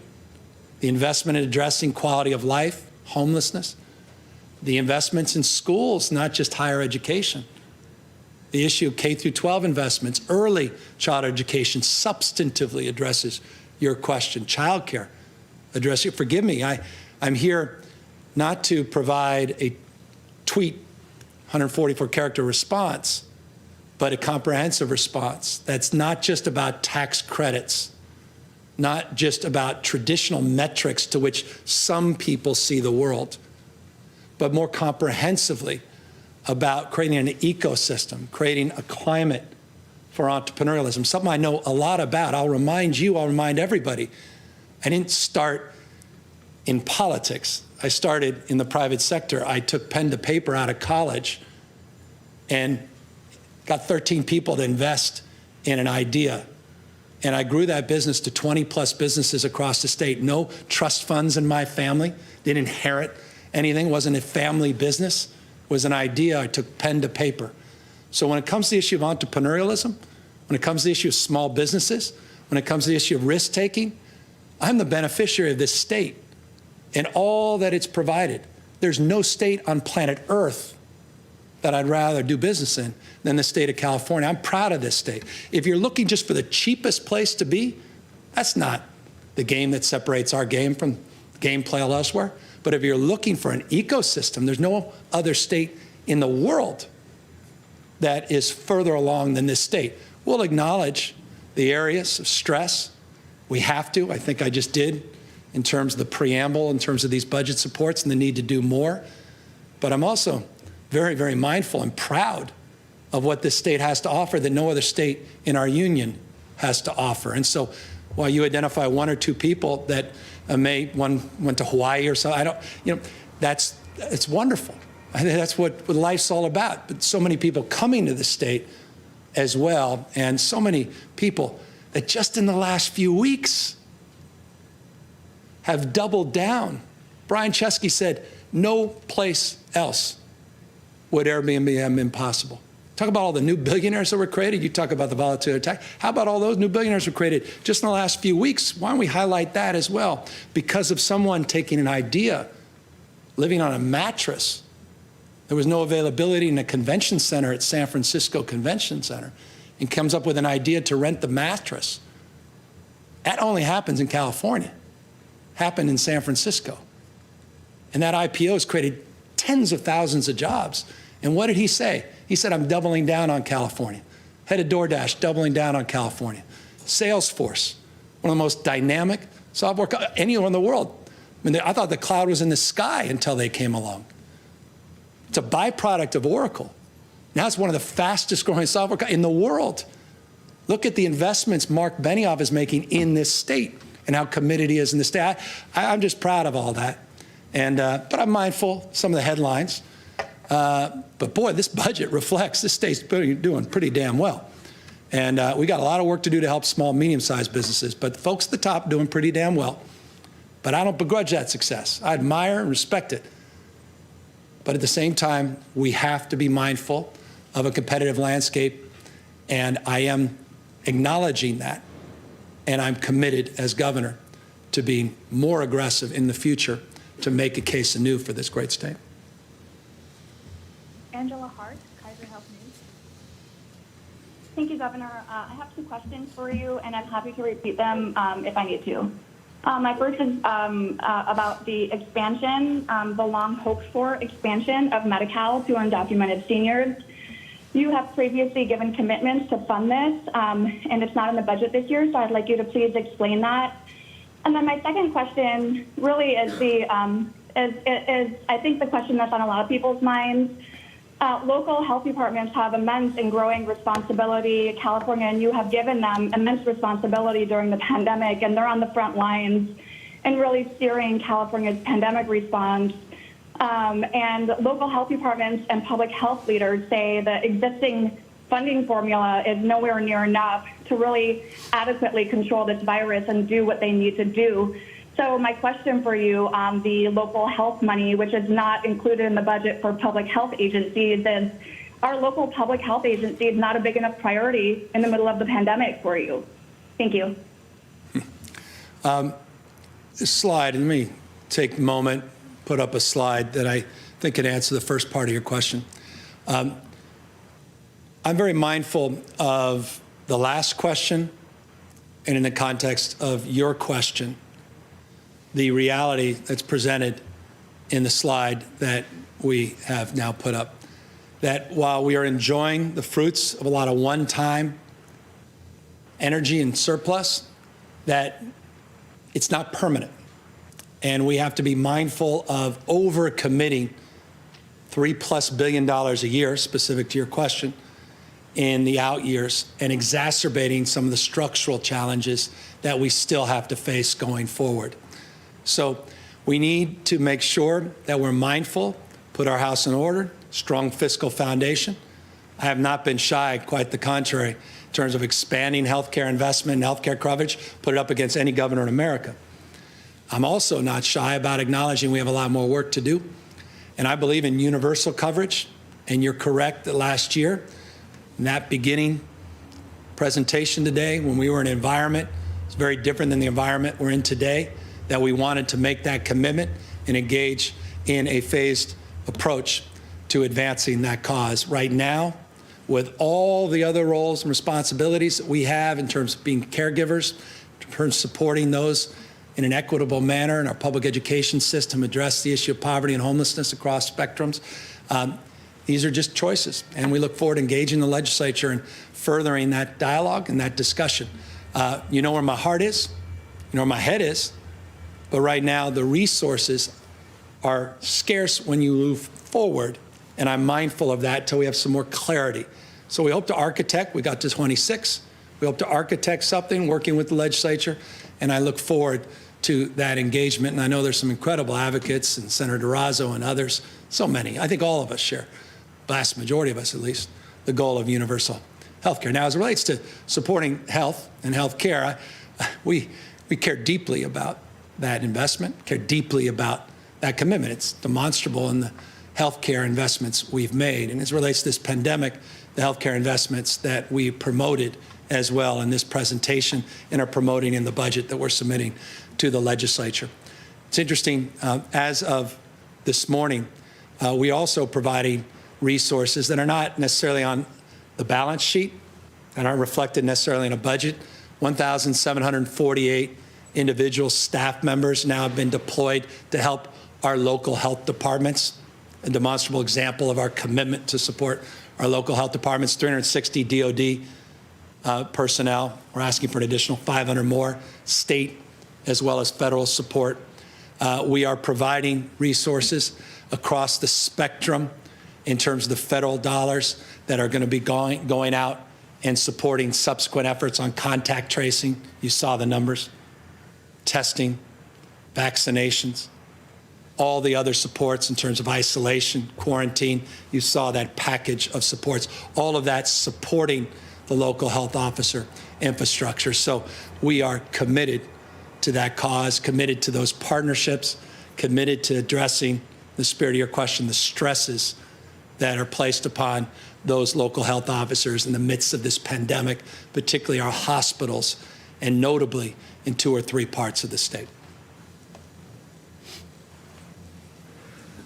Governor John Myers from Los Angeles Times. I want to talk about vaccination money for a moment in this budget. You mentioned $372 million, but my early read doesn't find a lot of specificity. You offered some ideas the other day. So are these just ideas? Do you have details you're asking the legislature for on how to spend that money? And it's also not in your most urgent priority list of money you're asking the legislature to take action on. Yeah, we'll back these up. As you know, these are budget proposals, and we will work with the legislature on filling in the blanks through what you know well, and others may not be familiar with, called a trailer bill. In the trailer bill, we'll lay out nuance and detail. As it relates to vaccinations, we have a comprehensive vaccination plan. I want to go specifically to your point of concern, or at least reflected consideration and concern. As it relates to the vaccination protocols and processes, you may recall a number of months ago, we created a scientific safety review group whose goal, in fact, on October 19th, they stood up, 16 members, because it includes members from outside the state of California. Their goal was to look at the safety and the efficacy of the Moderna and the Pfizer vaccine. We created another committee called the Guidelines Working Group that is made up of 16 people with expertise in terms of vaccinations. They have been working very, very publicly and collaboratively with a third group of 60 members, a community advisory committee. They meet consistently. They just met on Wednesday, and they had a public discussion to lay out in detail our vaccination strategy. So I want to make it crystal clear in a very transparent way, we have laid out a vaccination blueprint, and we update it and iterate it on a consistent basis. Proof point, just yesterday, we updated our guidelines related to vaccinations. I'll go to a slide here in a brief moment so everybody can familiarize themselves with what we put out yesterday so we can answer the specific question around planning in terms of the utilization of vaccinations. As you recall, the first phase for vaccinations is phase 1A. It's about 3 million people. That prioritizes healthcare workers and residents in long-term congregate settings, not just skilled nursing facilities, but residential care facilities and assisted living facilities. We recognize some of the bottlenecks. It's not unique to California, quite the contrary, talking to governors all across the country. Some of the bottlenecks in terms of the prioritization, a lot of that through the spirit of the CDC and the guidelines they put forth, but certainly that we put out with our guidelines working group. So we laid out a strategy. Within each phase, there's 3 tiers. I'm not offering those tiers for you today, but they're available on our gov.ca.gov website, specific tiers, specific vaccination strategy. What we did yesterday is we updated the guidelines recognizing some of the bottlenecks in terms of this cohort, and now we are allowing people more flexibility at the local level, county level, but also providers across the spectrum, more flexibility in terms of moving between tiers. This is tier 1 and 2 of the next phase, which that flexibility allows us to go into different cohorts, different ages within different sectors of our economy. So we're loosening this up. We have a specific goal of 1 million vaccinations within the next 10 days that we want to administer, and that's part of our vaccination plan. Now, money that we have in the existing budget, we are halfway through the fiscal year, existing budget, a lot of that came from the original CARES Act. We're using those resources right now to advance this cause, to support our county hospitals, or rather support our county local health offices, and to support those that are partnering with us in this endeavor. A lot of money went directly to the counties, LA County notably, not just to the state. We also partnered with Walgreens, and we partnered with CVS. Walgreens and CVS, as part of our vaccination plan, are distributing vaccinations in our skilled nursing facilities in our other congregate settings. So that's all part and parcel of the broader vaccination plan. This new money that we'll put up will help support those existing efforts, help amplify areas, in this case, which need to be amplified, and that is culturally competent, peer-to-peer engagement to encourage communities that have historically, and for good reason, felt reticent to take vaccines to begin to have those vaccines more safely administered. We want to do more PSAs. We want more partnerships with CBOs. That is part of the work we're doing in real time with the legislative support. In fact, we had a number of legislators on yesterday, a Zoom call, talking about some of these efforts as a preview to this year's budget. They'll all be part and parcel of our trailer bill. So if I could just follow up quickly, Governor. So I think what part that I hear you saying is that some of this is to be determined. 372 million feels like a very specific number, so I thought there might be more detailed plans on that. But as a part of this too, who ultimately is accountable in California for the vaccine distribution? If it goes well, if it doesn't go well, who does the public hold accountable? Well, they always hold the governor accountable regardless. And so you will, others will, when in doubt. Things go well, they'll celebrate the success of all the local partners. It's part and parcel of any role of responsibility. I'm used to it. Being an entrepreneur, at the end of the day, buck stops with the person that had the privilege of signing the paychecks as mayor and certainly as governor. So I recognize that role and responsibility. It's interesting. It's not just an interesting point. I think there's a sense that the governors have somehow received vaccines, and then the governors decide where the vaccines go. The state of California has not received 1 dose of vaccines. The state didn't receive any. The state was a conduit through these advisory committees of where the vaccines go. And it goes to local partners well established. I'll remind folks who may not be familiar, every year the state of California distributes roughly 19 million doses of the flu vaccine. We have a well-established criteria for distribution. Only 10% of those vaccines are actually administered through the county, 90% through a network of providers. So it's through that network of providers that we're looking to distribute the vaccine. Now, this is a state that's larger than 21 states combined. I wish in many respects I, was just managing a small city. The challenge is how one holds accountable all these levers and all these levels of government, all these clinics, partners, health, all the whole spectrum. And therein lies the challenge in application and implementation. And so we're working through all of that. We had a wonderful call yesterday with, panoply of leaders, business leaders, labor leaders, local, state leaders, folks at Planned Parenthood, community clinics across the spectrum, hospitals, and the like, as well as dental association, medical association, legislative leaders, trying to work through all of these nuances and details. We socialized the $372 million. And by the way, Keely will get up, and I recognize you want the actual $372 million. Keely will come up in a moment on the budget, talk about broad strokes, what that trailer bill will actually look like, because there is a framework, and that is a specific number based upon the framework of building supports based on existing plans. But what I give you is a preview of a framework that we're working off of broadly where those dollars will be distributed. And so we'll work with these partners. We have a lot of work to do. And but at the end of the day, Governor takes responsibility for whatever anyone wants to put on his or her plate. And I happily accept it.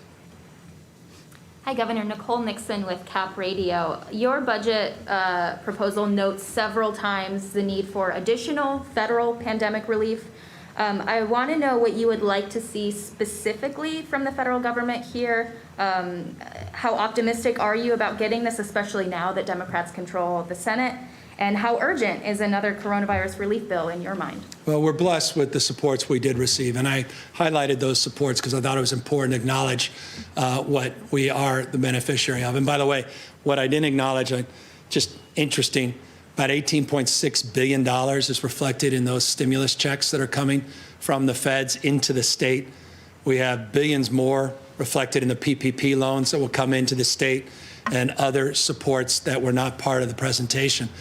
So we will be the beneficiary. We estimate, Keely, what, about $100 billion? Over $100 billion of supports that are coming into the state. One has to be forthright and acknowledge that up front. As it relates to your question specifically, I think the biggest disappointment was the support in particular to cities and counties. And as a former county mayor, as a former county supervisor, I am very, very mindful of the burdens and pressures, particularly as it relates to sales tax revenue, property tax revenue, that those cities and counties are facing. And so that would be an answer to your question. If there was any more urgent need in addition to what we've already received, it would be in that area. Hi, Governor. Katie Orr, KQED News. Back on the vaccines, we've heard you talk about a lot of groups that are involved, a lot of committees. Is there a concern that maybe the state is spending too much time deciding who gets the vaccine and not focusing on actually getting the vaccines out to people? I mean, we know some states, they just have a broad category and people go get them.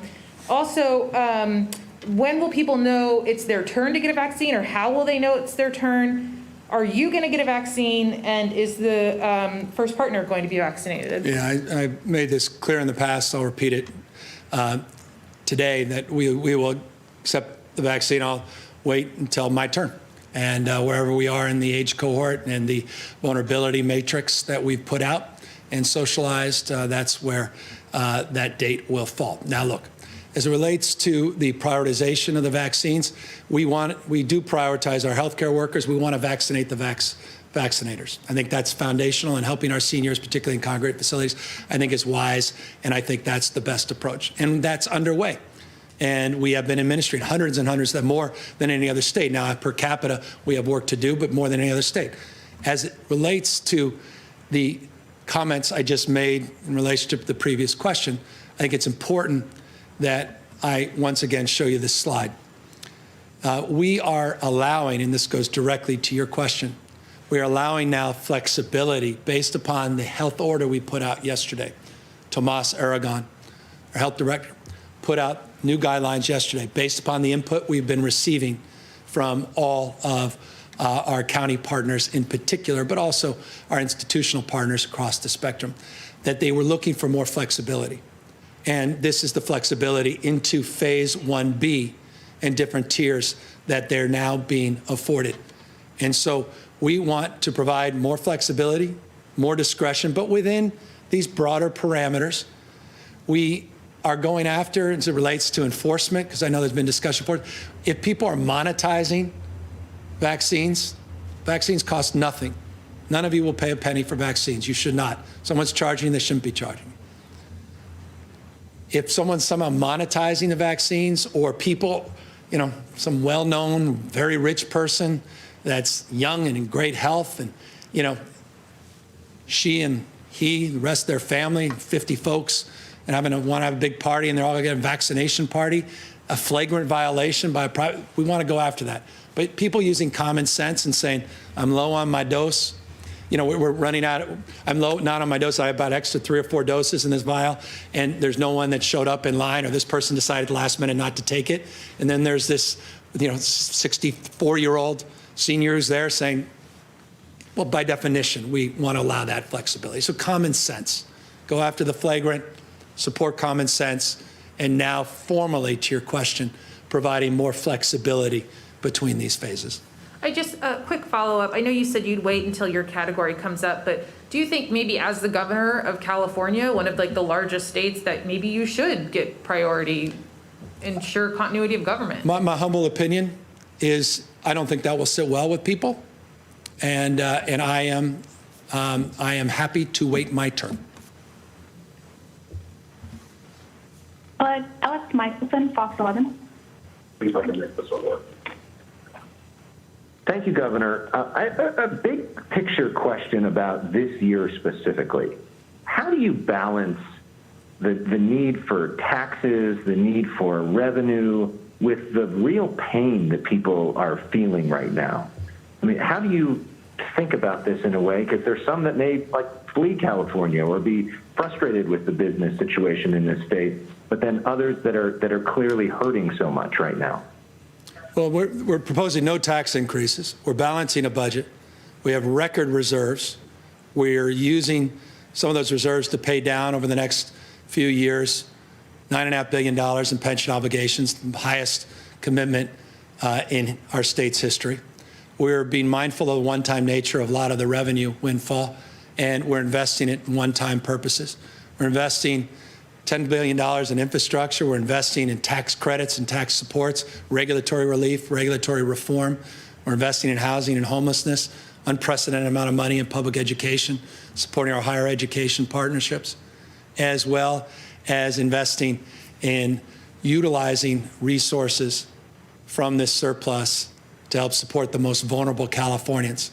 Tripling of the earned income tax credit, the efforts over the last 18 months.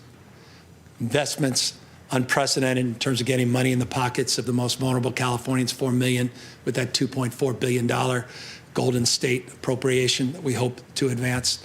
So I think we're finding that balance, at least that's what we're proposing, is a balanced approach consistent with our values, mindful of those stresses that you rightfully bring up in this year's budget. So that's, you know, this budget I hope is an answer subsequently to that question, but make no mistake, there are some that are talking about wealth taxes, some that are talking about big income taxes. They just don't, they're not part of the conversation. And so I hope people are mindful of that. I hope we can communicate that. And those that are promoting that, I hope they just learn about the facts. And we all, I think, are better off when we are beneficiaries of the truth and not people's agendas.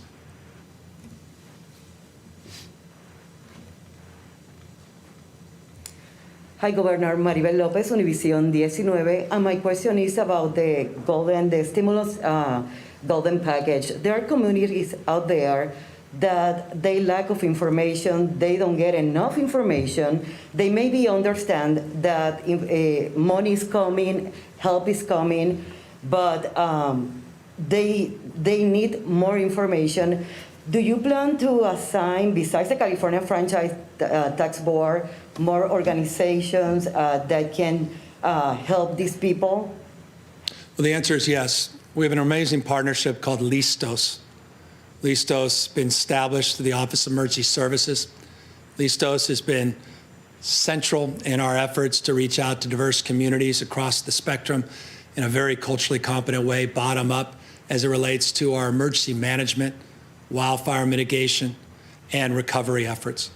We are specifically now in this budget asking the legislature to approve additional supports for Listos to advance the effort to address socioeconomics and address the utilization of a similar framework for Listos to more broadly engage communities in terms of eligibility, in terms of information, across the spectrum of supports, accessing the I-10 under the EITC. And forgive me, I'll provide folks more information about that another time, to provide resources, or rather information about resources in our rapid resource program for mixed status families and for newcomers into the state of California and refugees, to provide information on our Housing to Harvest program, which is an incredible partnership with our farm workers, to provide more information, more supports in that space. Number two, in addition to Listos helping broaden that engagement and that support, we also have taken our lessons learned from our census. California put more money up, I think even on a justice per capita basis than probably any other state, at least most other states, to supplement our census efforts. Stubborn, difficult process. There was some success, there were some lessons learned.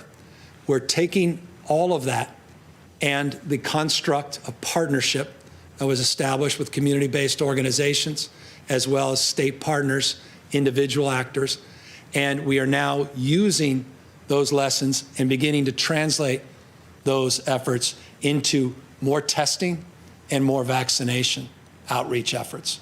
So that's a second strategy in parallel with Listos to do, I think, exactly what you rightfully suggest is critical in a state as diverse as the state of California. Talking now about COVID-19 and the same community, especially farm workers, they are not getting enough information. They go to work every day. Some of them, they get sick. Others live in fear of getting sick. And this is putting them in a position that some people are taking advantage of them. Talking with some organizations, they said that they go there every day and basically they live in a limbo. Yeah, look, we have prioritized our farm workers in our second tier, which is our tier beyond healthcare workers and seniors in congregate facilities, as a top priority in terms of accessing the availability of the vaccines. Our community partnerships that I just framed as it relates to the census partners that were critical in working with farm worker community are now being utilized to help support not only in terms of accessing vaccines, getting additional port testing, but also that Housing for Harvest program that I mentioned, which is specifically tailored for farm workers. We also have provided new rules and regulations, though we are now in an abeyance frame, but it's nonetheless important to note, with Cal OSHA to help support some of the gross violations of people that are abusing farm workers. And while we're not going to assess penalties as part of this abeyance of agreement that we're currently in, this interim agreement with the private sector, we are significantly increasing our outreach and engagement so that we can constructively bring people back in to enforcement. So there's a lot more support in this space for farm workers than have been in the past, including on the food side of the spectrum, where a big part of that last $90 million that we put in October for food banks and tribes also was targeted to help support our farm workers as well. I want to ask my team to provide you a comprehensive list. You'll see all kinds of other protections relates to sick leave and relates to issues of paid leave and issues related to workers' comp, all these other supports that we provided our farm workers as well. They'll get that to you immediately. What about education for them? Because they are lacking of education too. They are fear of maybe doing the test, maybe the vaccine when it's ready for them, because they don't know how that works. Yeah. So big part of John's question about where's the $372 million going to be used. We're going to build, I referenced this obliquely. Let me now take advantage of your question to express more specifically. A big part of our effort is to amplify our peer-to-peer engagement, to amplify our outreach, to amplify our partnerships with community-based organizations, trusted messengers. We did that, as you recall, directly with mixed status families and individuals that were here without documentation in the state of California a few months ago through an unprecedented effort to provide $125 million in direct supports to people regardless of their immigration status. And we built a framework of partnerships throughout the state of California with CBOs, with trusted messengers. So building off of that, we've got a whole new suite of outreach efforts. We just need to fund them at the next level. That will be part of the trailer bill, part of the spend plan of the $372 million on the vaccines. On Monday, you've just inspired me. On Monday, because I have them, I want to show you some new PSAs we're putting out, but I also want you to see not just how we're doing it in language. I'll also give you a little bit of backup to the packet of outreach that we'll be doing, the package that includes these trusted messengers, as it includes more specific outreach to our farm workers, not just in the Central Valley, the Central Coast, throughout the state of California, so you can see specifically, and maybe you guys can help promote as well in your network those PSAs and those partnerships as well, which could go a long way to help us. Governor Carla Marinucci from Politico. You consistently describe California as America's next coming attraction, a place that's inventing the future, and yet California is not inventing the future when it comes to getting these vaccines out. It's in the bottom tier. You noted today different groups with experts, 100 experts and 3 tiers, et cetera, to help get this out. But what we hear from readers who want me to ask you, you have used your emergency powers as governor in the past, sometimes to criticism.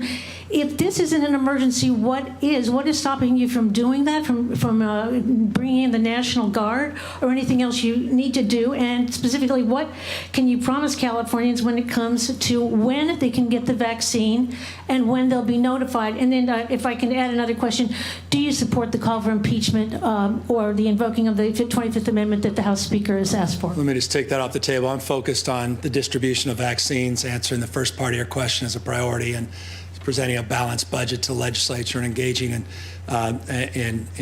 these issues with priority and more focus. As it relates to the issue of the vaccinations, the goal is 1 million vaccines by the end of next week, specifically. The specific guidelines are presented in these slides. Let's bring back the slide so there's no ambiguity, no confusion.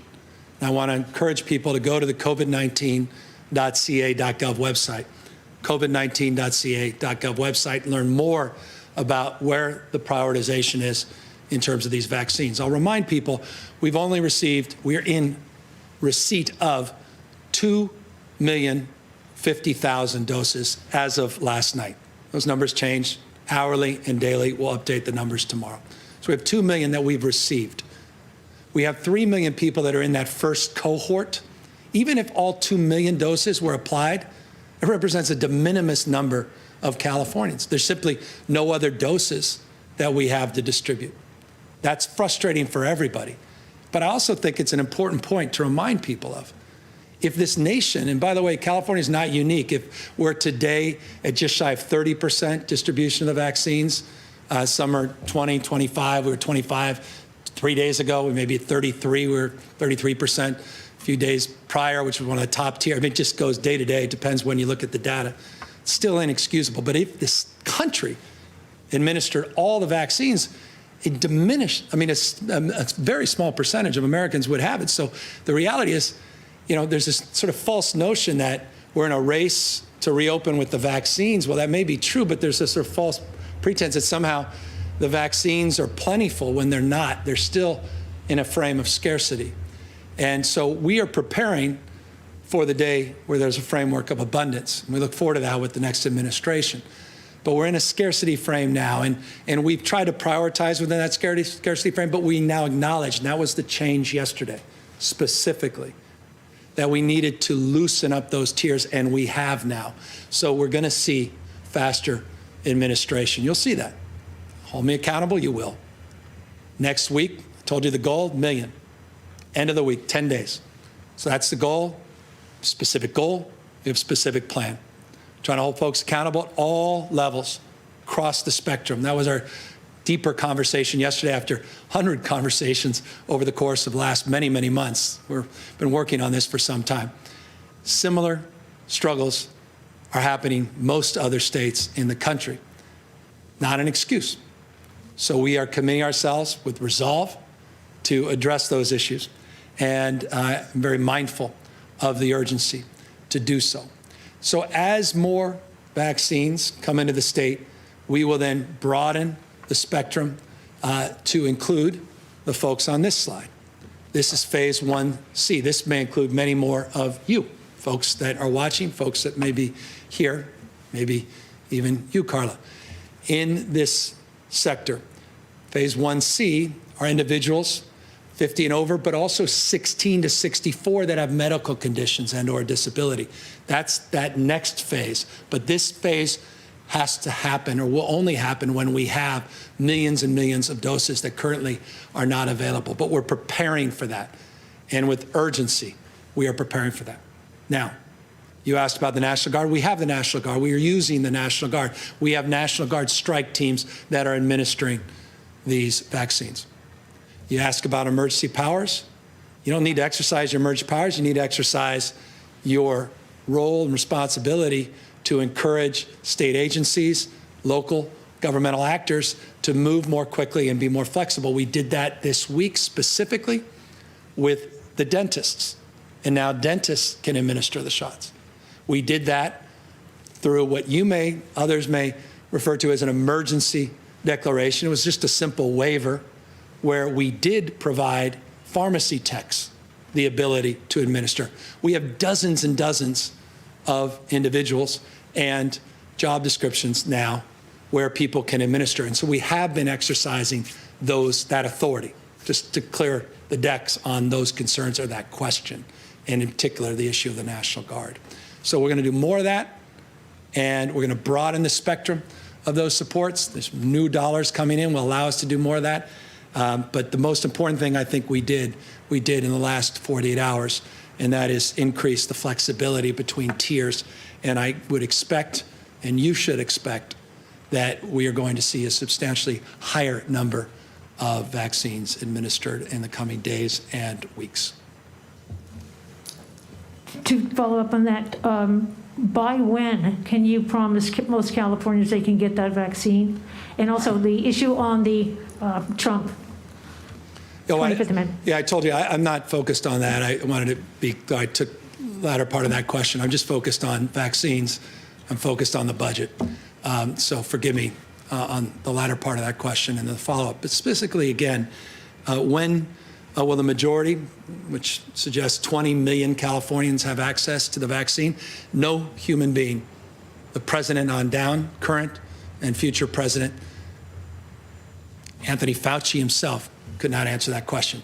The CEO of Pfizer can't answer that question. The CEO of Moderna, J&J, folks out there at Oxford can't answer that question. It's when the vaccines are produced at scale and made available to the state, then we can answer the question, 20+ million Californians can have access. We're hoping that happens in the first quarter of next year, or this year. And we're hoping by April, May, we're really starting to scale across all of these phases, across all of these tiers. And we've dealt substantially with all of the impediments and all the logistical challenges. But we are in a scarce frame, just 2 million doses having arrived, 4 million people, prioritizing the vaccinators that vaccinate, or rather, we want to vaccinate the vaccinators and healthcare workers as a first priority, and then seniors in congregate facilities, and now with these 2 tiers, which I hope the slide's still up. to broaden the flexibility so that there's no waste in terms of the distribution. And as I said, here's your next thing to hold me accountable to. 1 million doses within the next, not 10 days, it was 10 days yesterday when I announced it to the team, 9 days. Hi, Governor. Ashley Zavala with Nexstar Media Group. I know on eviction moratorium extension, you want the legislature to work within the coming weeks on this. I was wondering if there's a date, a month, a time in 2021 that you're hoping to extend it to. That's part of the negotiations, part of the give and take, part of the back and forth. What made the last negotiation successful is that every time I was asked about it in public, I didn't answer the question specifically in an effort to create a process of trust with the critical groups that we're currently negotiating with, and to express my respect for the legislative leaders that are working overtime to advance this cause.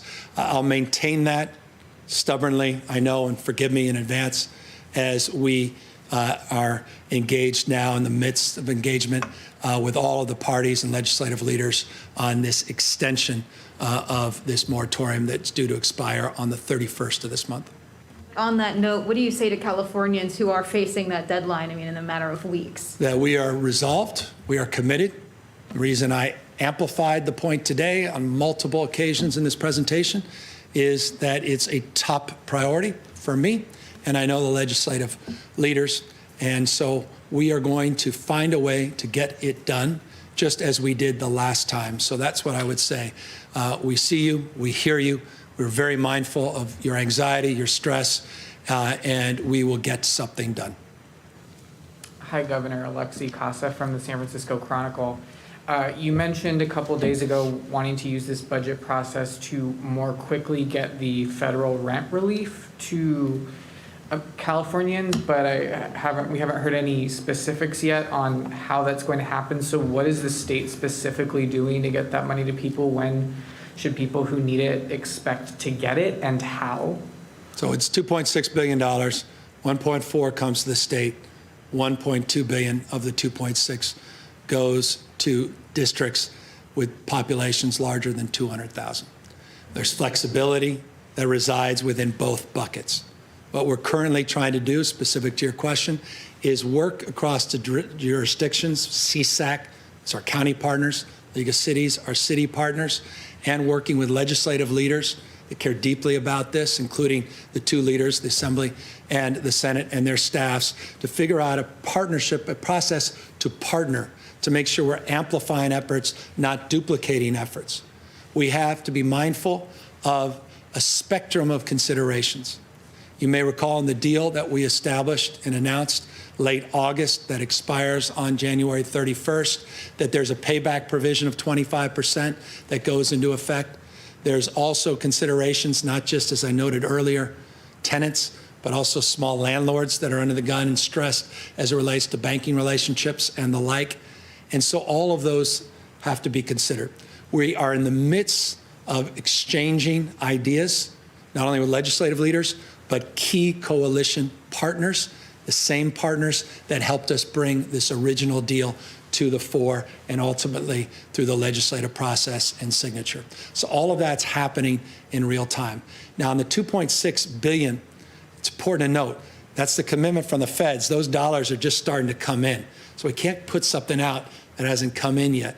And so those dollars are coming this week. We're starting to see some of the loosening of the dollars. Other dollars are starting to come in across the spectrum. And so as quick as they come in, once we have the appropriate framework, we'll get those dollars right out. And so there's urgency across the spectrum. We are deeply engaged and deeply mindful that this needs to happen in days, not weeks, because January 31st is around the corner. And if we're going to move legislation, you have to have an agreement very, very shortly, both on the moratorium and both on the distribution of those federal dollars to parallel and to support those broader deals. We have to have those in the next number of days, or at least within the next week or so. So, given the urgency that you recognize, is there a timeline at this point for when people might expect to receive that money? Are you looking at some kind of application process? I mean, what is the framework that you're developing? We're figuring out that money? there is no framework that's been pre-established. So we have to determine the framework. We have to determine the partnerships. Do you work? This is a negotiation. There are all kinds of considerations. Here's just to lay it bare. Here's what I'm trying to avoid. That the cities get $1 billion+ and they go in 20 different directions. State gets in and we duplicate some of the directions, we replicate them, but we go in another direction. We're not amplifying, we're not coordinating, we're not supporting. We may use CDFIs. They may not. They may use trusted existing partners with rental assistance programs. They have philanthropic. All that has to be part of a broader, and I use CDFIs just as a proxy for the kind of intermediaries that exist, not literally, but figuratively in that rental frame. As a former mayor, San Francisco has dozens of different partners and nonprofits, not just state, rather local administering functions at the county level. So the state's mindful of that. We're working through all those issues. We're trying to figure out what the rules and flexibility are with the federal dollars, see how far we can go. So all of that's just happening. All I can say in real time. I wish I could announce the details of a detailed proposal, but at this moment, we're in the middle of those negotiations. And then one more follow-up on Katie's question from earlier. You've had to quarantine twice in the past 2 months because of exposure to the coronavirus. So why, given the fact that it has directly affected you, do you still feel it's more appropriate for you to wait on a vaccine? Let me be candid with you. I have people that have my cell phone that are desperate for a vaccine. And I'm just being honest with you as a human being.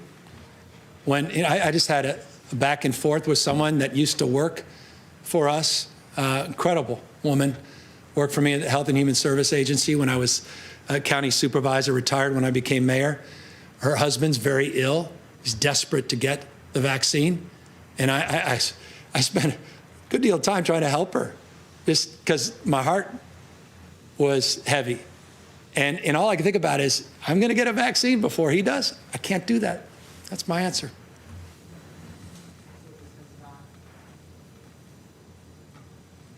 I can do my job, folks. We're doing it. And I like to think I'm still young, reasonably healthy. Maybe that's the answer to the question. Is that it? Well, that's a good way to end. I'm young, still reasonably young and healthy. Not sure after those questions, but God bless all of you. Thank you for the privilege of this time. And now for the show you've been waiting for, which is the, and by the way, let me just thank Keely and her team, as always. Forgive me. Rock star budget team, our finance team, HD, who, we joke. I say, who's the HD of this agency? He's a brand in of himself.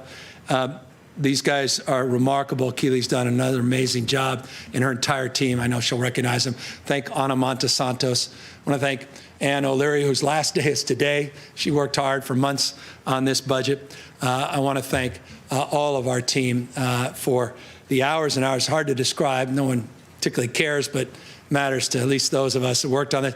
This is hundreds of hours of work, long weekends, long nights, and I just want to applaud and thank them. And again, in closing, I say again only because I want to reinforce, if I wasn't clear enough, just in anticipation and expectation of gratitude with the California legislature, to the pro tem Tony Atkins, to our speaker Anthony Rendon, to the budget chairs Ting and Skinner, to all of the legislative leaders. Thank you in advance for the seriousness of purpose. I know we will have an extraordinary give and take, this dialectic we're all well familiar with, but the spirit of this moment, I think, and the values that we speak to today, I think, really will define the next few months. And I'm confident in our capacity to do big things and do them quickly. And so thank you to the legislature in advance. With that, Keely Bosser and the finance team to actually answer all the detailed questions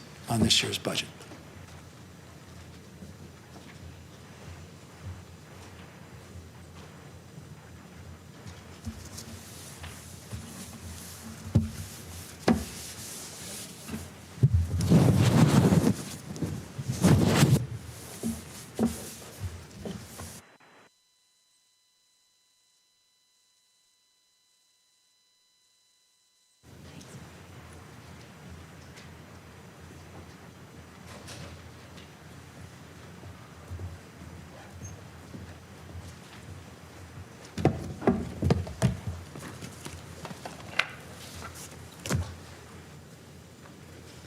Good afternoon. I just want to start by saying thank you again to the Department of Finance, the whole team. It's a huge effort every year, all through the holidays, but this year on top of an incredibly difficult year. And so just really a lot of appreciation for all of their commitment under these unprecedented conditions that we're all living with. I wanted to talk a little bit about vaccines just at the top. The $372 million number is an estimate. We had to put that together before the first vaccination came to the state. It's roughly based on an allocation of resources, not just for information technology that's responsible for getting us the numbers about how and who is getting vaccinated, but also logistics and commodities about distribution to different vaccination sites, and then communications, making sure that people understand the safety around the vaccines, and that we do get a high vaccination rate. The strategies to deploy the vaccines quickly are changing real time as we identify gaps in the county infrastructure around the state. And so those numbers can go up. As we have seen since the pandemic began, we are in an emergency posture. So what is needed, we are able to take from the reserve and allocate for the immediate needs. And so the 372 is really just an estimate at this time, and things are really changing rapidly and will continue to be adjusted as we go forward. I thought maybe I'd just start with crosswalking between our surplus and the LAOs, since that's the last point of reference that everybody really has focused on. Theirs was a $26 billion number. As opposed to the past, we actually have a very similar view of the revenues to the LAO.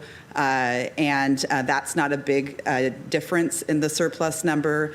The two pieces that are different are the interpretation of Proposition 2 in the current year. That's about $4.5 billion worth of the difference. We do true up the current year by putting more money into the reserve in the current year, even though we did take that emergency withdrawal last year to help balance the budget in 2021. The second piece is that their estimates just do not reflect all of the expenditures on emergencies, especially wildfires, and some of the COVID response emergencies that we had that information. So that they will be adjusting their numbers when they come out later this month. Just a little bit also about federal funds. Obviously, the stimulus was put to bed after we were putting our budget, finalizing our budget. So those monies are not reflected in the budget. We are working real time on different technical things that we will need to work with the legislature in terms of appropriations or other current year language that will allow us to move quickly to move those monies through. They are also not reflected in our economic estimates because it is over $100 billion coming into the state from that stimulus. That does have an impact, and we will reflect that impact in our updated revisions in April. At that, I'd really like to answer any questions that people have that to follow up on anything that was in the governor's presentation.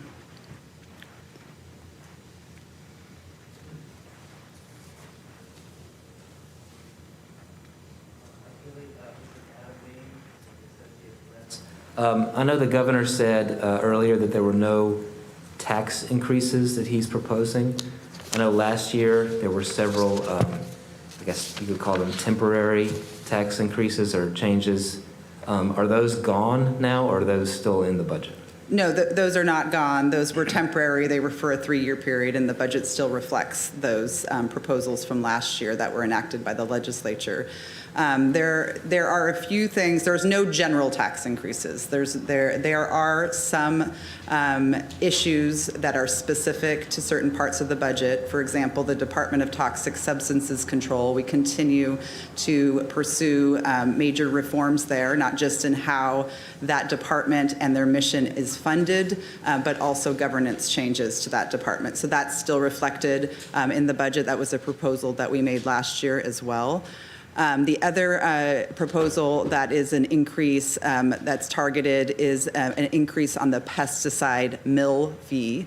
That increase would support not just the reduction of harmful pesticides in our agricultural system, but it also will be supporting the transition to those more integrated and regenerative approaches that have use fewer toxic pesticides. So those are two pieces that do require 2/3 vote, and we'll be asking the legislature to adopt. I also wanted to ask, I know the LAO referred to it as a windfall, is one time. I think I heard the governor refer to it at least once as a surplus. I just wanted to get the administration's thinking of this windfall or surplus. Right. So there's a significant revision upward in the revenue forecast. There's no other way to say that. 3 things that are really the impacts. First of all, we got it wrong in April about how deep the recession was going to be. Second of all, we also got it wrong that there was more inequality in the impacts of this pandemic than we expected.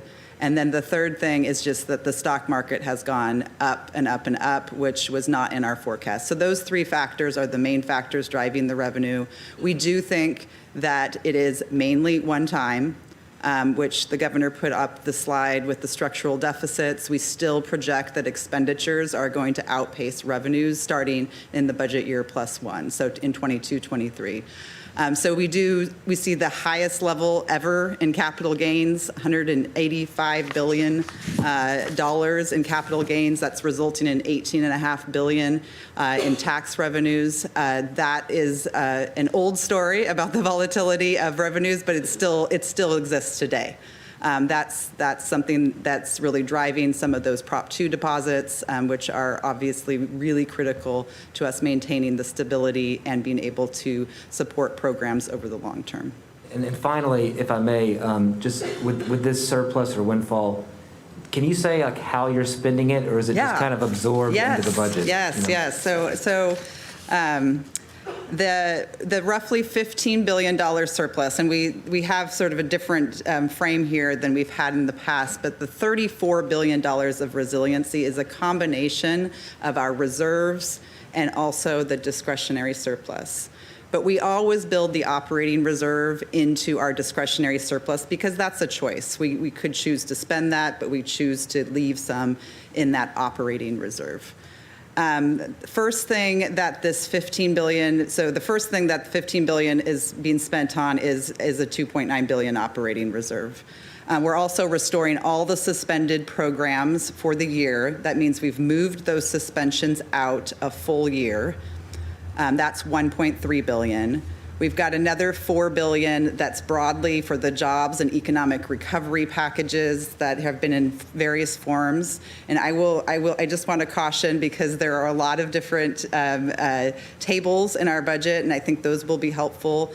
Some of the things like in the jobs and economic recovery, $14 billion page, they are tax credits so that the way they hit our budget are actually different than how they're reflected because that revenue loss will be in future years, usually.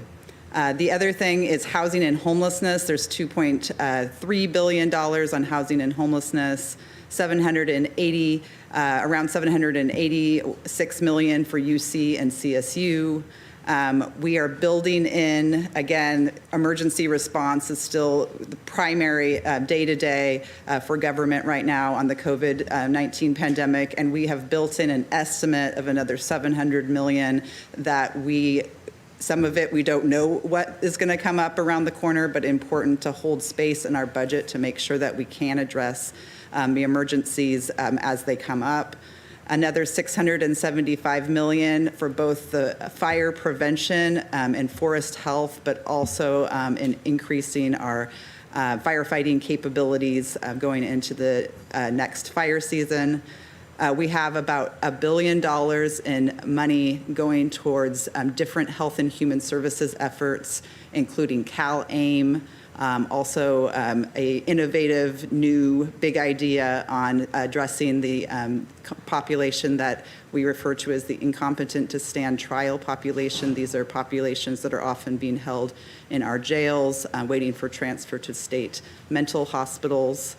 Then we also have a whole host of other adjustments that add up to about $1 billion too. So those are the broad strokes of where the governor has prioritized this surplus. The biggest one being jobs and economic recovery, and making sure that the state is well positioned to accelerate its recovery once we have the pandemic under control and people are vaccinated. And so that's a very high priority. Really important to note that when we talk about discretionary surplus, that doesn't include the Proposition 98 estimate. And so that's also a huge priority for this budget. Theo Douglas, TechWire. Yes, good afternoon, and thank you for taking my question. I'm interested to hear, to the extent that it's known, perhaps either from a sheer financial commitment or scope or simply its aim, is there a sense yet of what may be the state's most significant IT project in this budget that we might see head to procurement this year? So we're continuing. So one of the things that we're doing, and the governor went through this, but we're making some major investments in the Department of Technology to have that agency be able to really get in and spot problems before they occur. In the recent years, there's been a lot of triage and emergencies that the Department of Technology has leaned in on and has supported, but we want to make sure that they are also having a proactive ability to get in there. There are lots of projects that are in the pipeline, and so I don't know that I'm going to be able to speak specifically, but we continue to work to support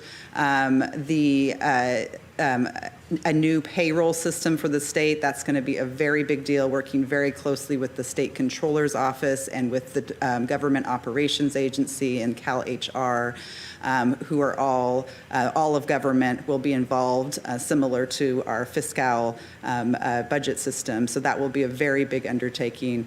There also continues to be a lot of work in the Health and Human Services Agency on many of the large IT projects there, including the child welfare system.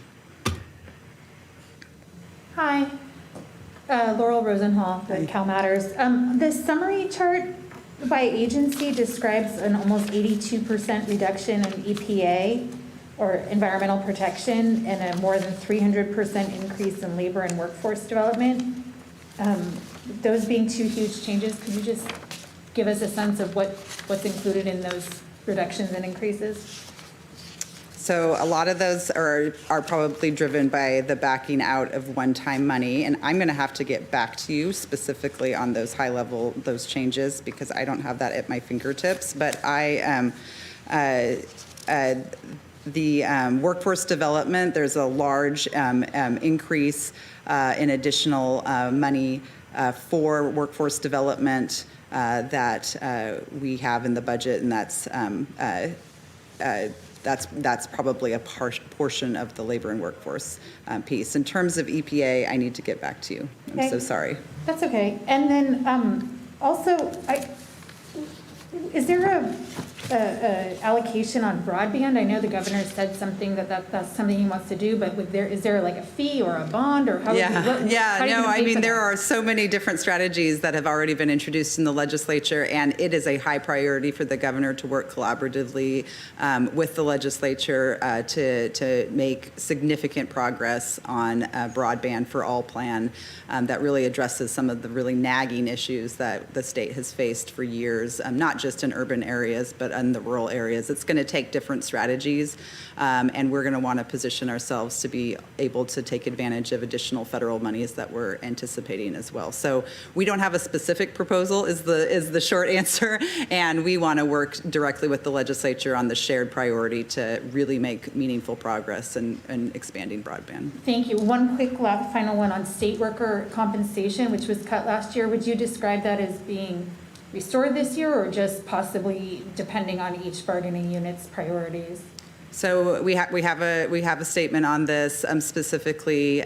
We hope to be able to restore the pay reductions in the budget year, but we need to look at the May revision to see if that is something that can be afforded, and we'll make a determination at that time. And we would also plan to restore anything through the collective bargaining process once we make that determination.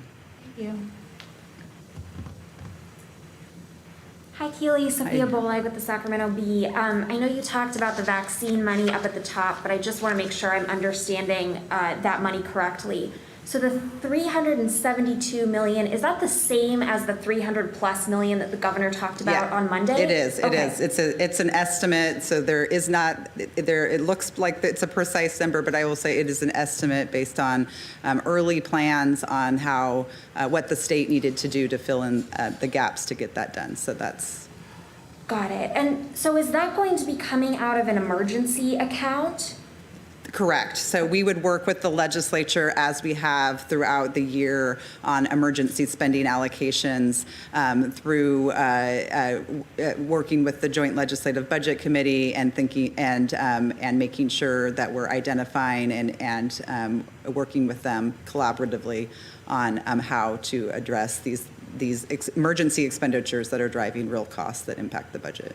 Got it. And so will the proposal as it's currently written, will it require legislative approval? I understand he's going to work with legislators on that, particular spending, but will they need to ultimately approve it, or can he just spend that money? Since we've been in the COVID-19 emergency, we have this account, the disaster response emergency account, and that is the money that we do notify the legislature when we're transferring money into that account, and then we've had a regular cadence of meetings and briefings, especially when exceptional new expenditure items are coming up, and so we can continue to do that. So the short answer, again, sorry I started with the long answer, is that we do not need approval to expend that money because it's part of the overall emergency response. Got it. And just to confirm, that figure, I understand it's an estimate, but it doesn't currently include any federal money that it doesn't. Okay. So it's also just an estimate of what the spending is. It doesn't necessarily assume how it's paid for. We wanted to make sure and hold space in the general fund, but there's an opportunity for it to be offset by federal funding. Again, we put this budget together before we knew what the final federal actions were going to be. The bottom line on vaccines is that real-time strategies are changing and adjusting, and the money to make sure that distribution goes well and expedited we will spend what we need to spend on that from the emergency allocations. Got it. And then I just have one question about the supplemental payments that Newsom has proposed for low-income families. Yeah. So the way I understand the way the governor is proposing that those be allocated is you would take the families who received an EITC benefit from the 2019 tax year, so those who received it last year, and then you would also give it to ITIN filers who will be eligible for the 2020 year, so who are filing their taxes this year. Will that leave out any families who were not eligible in 2019 and who are not ITIN filers, but who are eligible in 2020? Possibly, and that's something that we're looking at. I think when we put this proposal together, I think this is, again, before the federal government acted and to extend the UI benefits, the plan was to get it out as quickly as possible. And because the EITC filings really are, very dependent on you getting your W-2 and, filing your federal tax return at the same time, those deadlines meant that those individuals would not get that payment until March, April, which is when most EITC filers do file. And so we wanted to go quickly, and that's why we used the 2019 recipients as the pool. Certainly, there has been a lot of changes to people's individual household income, and there are potentially some individuals who didn't qualify in 2019 that could qualify in 2020. And so that is something that we are looking at, and we're continuing to work with the legislature, but that is not part of the proposal because the idea was to go quickly and get that stimulus out on the street as quickly as possible. Got it. So at this point, anyone who might be left out in that sort of gap, the governor's proposal is not to cover those people at the moment. But it's being negotiated. The $2.4 billion reflects an estimate. The $2.4 billion in expenditures reflects an estimate based on the 2019 filers, plus our estimate of who would have been eligible, who are ITIN filers that were not eligible for the 2019 tax year, but will be in 2020. Got it. Thank you so much. Angela Hart, Kaiser Health News. Yes. Thank you, Keely. I wanted to just run through some questions, really, on the three of them for fact checking around the COVID proposed expenditures. Can you hear me okay, Keely? Yes, I absolutely can. Okay, thank you. The governor presented a slide showing $4.4 billion for testing and for vaccines and tracing. In the budget, when it talks about those things, it talks about those programs, those funding for the programs as it's already passed. So I just want to be clear, that $4.4 billion, is that a new proposed expenditure in the budget? And if so, can you point me to where that is broken down? Yes, so it's on page 46. And this is a table that you will be familiar with because it's one that we've been updating throughout the pandemic, and we actually updated it a few times this fall since the Budget Act estimate. Again, these are slightly different because these are estimates. This is an emergency. It's dynamic.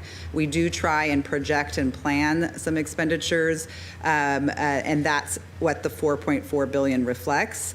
So, but the $4.4 billion is in comparison to what was included in the 2020 Budget Act, and so some of it are related to things that are already in process, like the Valencia lab, like the increased contact tracing that we've been doing, like all of the CDCR emergency expenditures to manage and reduce the spread in the prisons.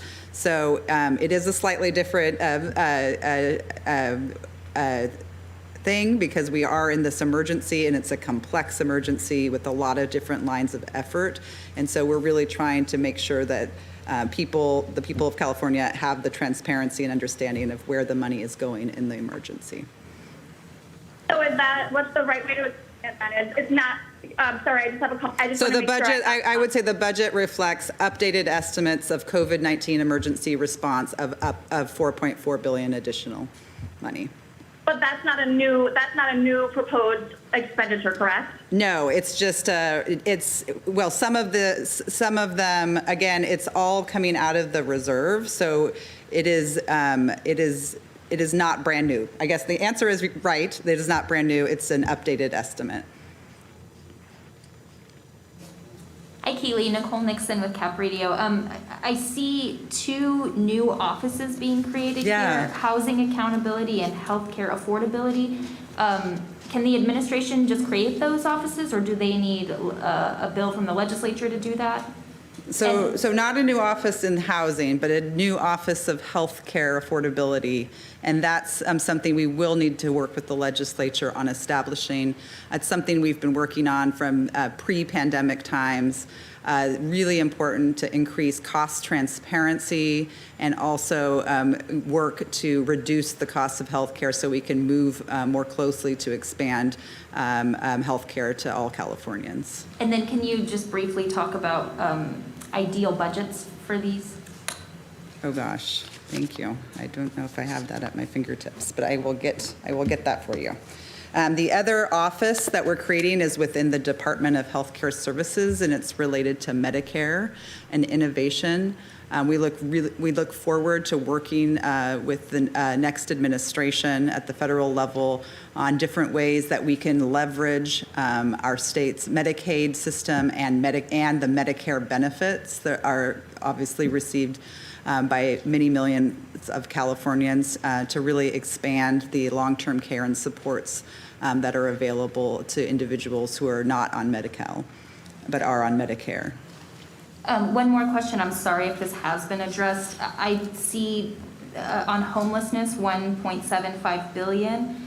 Is that mostly for room key and home key? And is that all that's in the budget? And to me, that says that these projects have been successful. The governor just wants to spend money building on them. Yes. So 1.75 billion is the resources that are dedicated directly to homelessness. It's all reflects investments in additional infrastructure.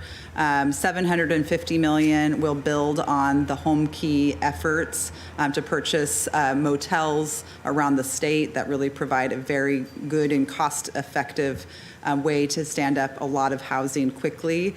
But then we have two other additional strategies, recognizing there are a lot of complex needs in the homeless population and there's different continuum of care that's needed.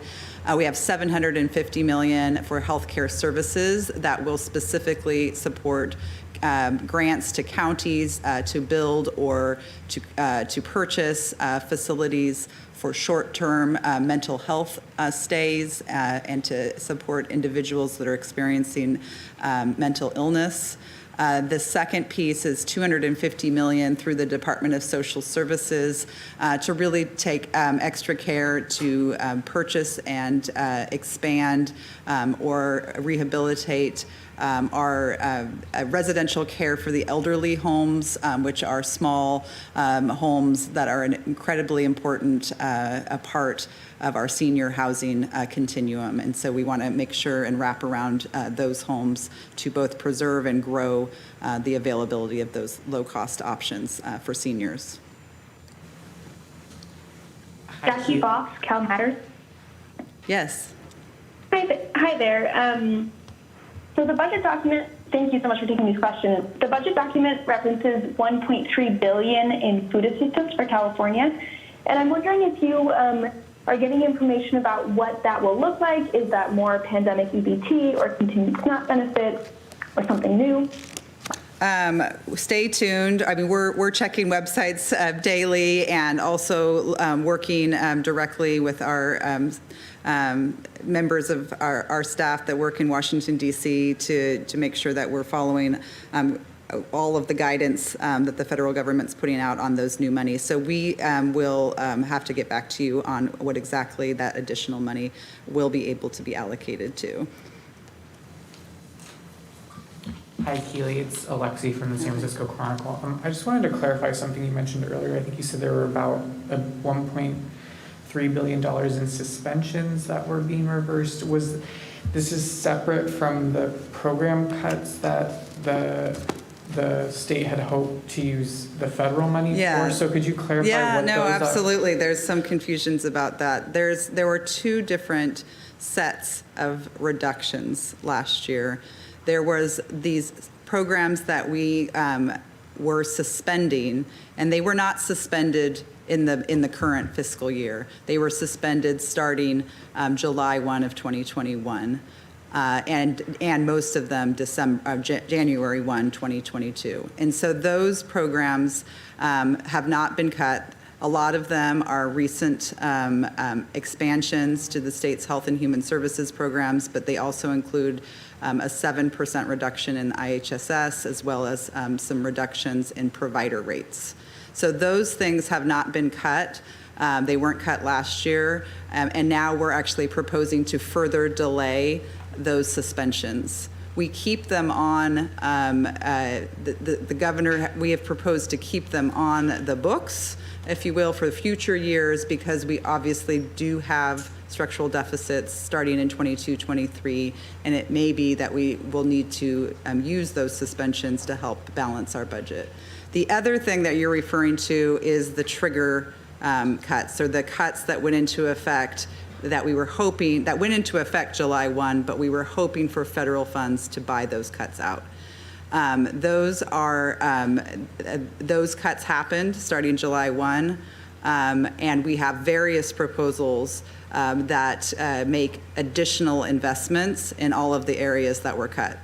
The judicial branch, UC and CSU are both getting 3% growth. The judicial branch is getting 3.6% growth, I believe, a COLA there, as well as child support services. There have been restorations made in that program as well, given the revised revenue estimates. And then, of course, our state employees, I talked about that earlier. We hope that we have additional money to be able to restore the budget year reductions, and we will make a final determination in May, and we will work through the collective bargaining process on implementing that determination. Hi, Keely, it's Adam again. Hi. Thanks for doing this. I think earlier you said we're expecting about $100 billion from the federal stimulus. Is that right? Yep, yes. And we have a table actually in chapter 1 that reflects, it's on page 5. The vast majority is going to people, which is very important. $20 billion in unemployment insurance benefits and $18 billion for economic impact payments. So that stimulus was really so important to the nearly 4 million people still receiving some form of unemployment, and that will extend through March. Thank you.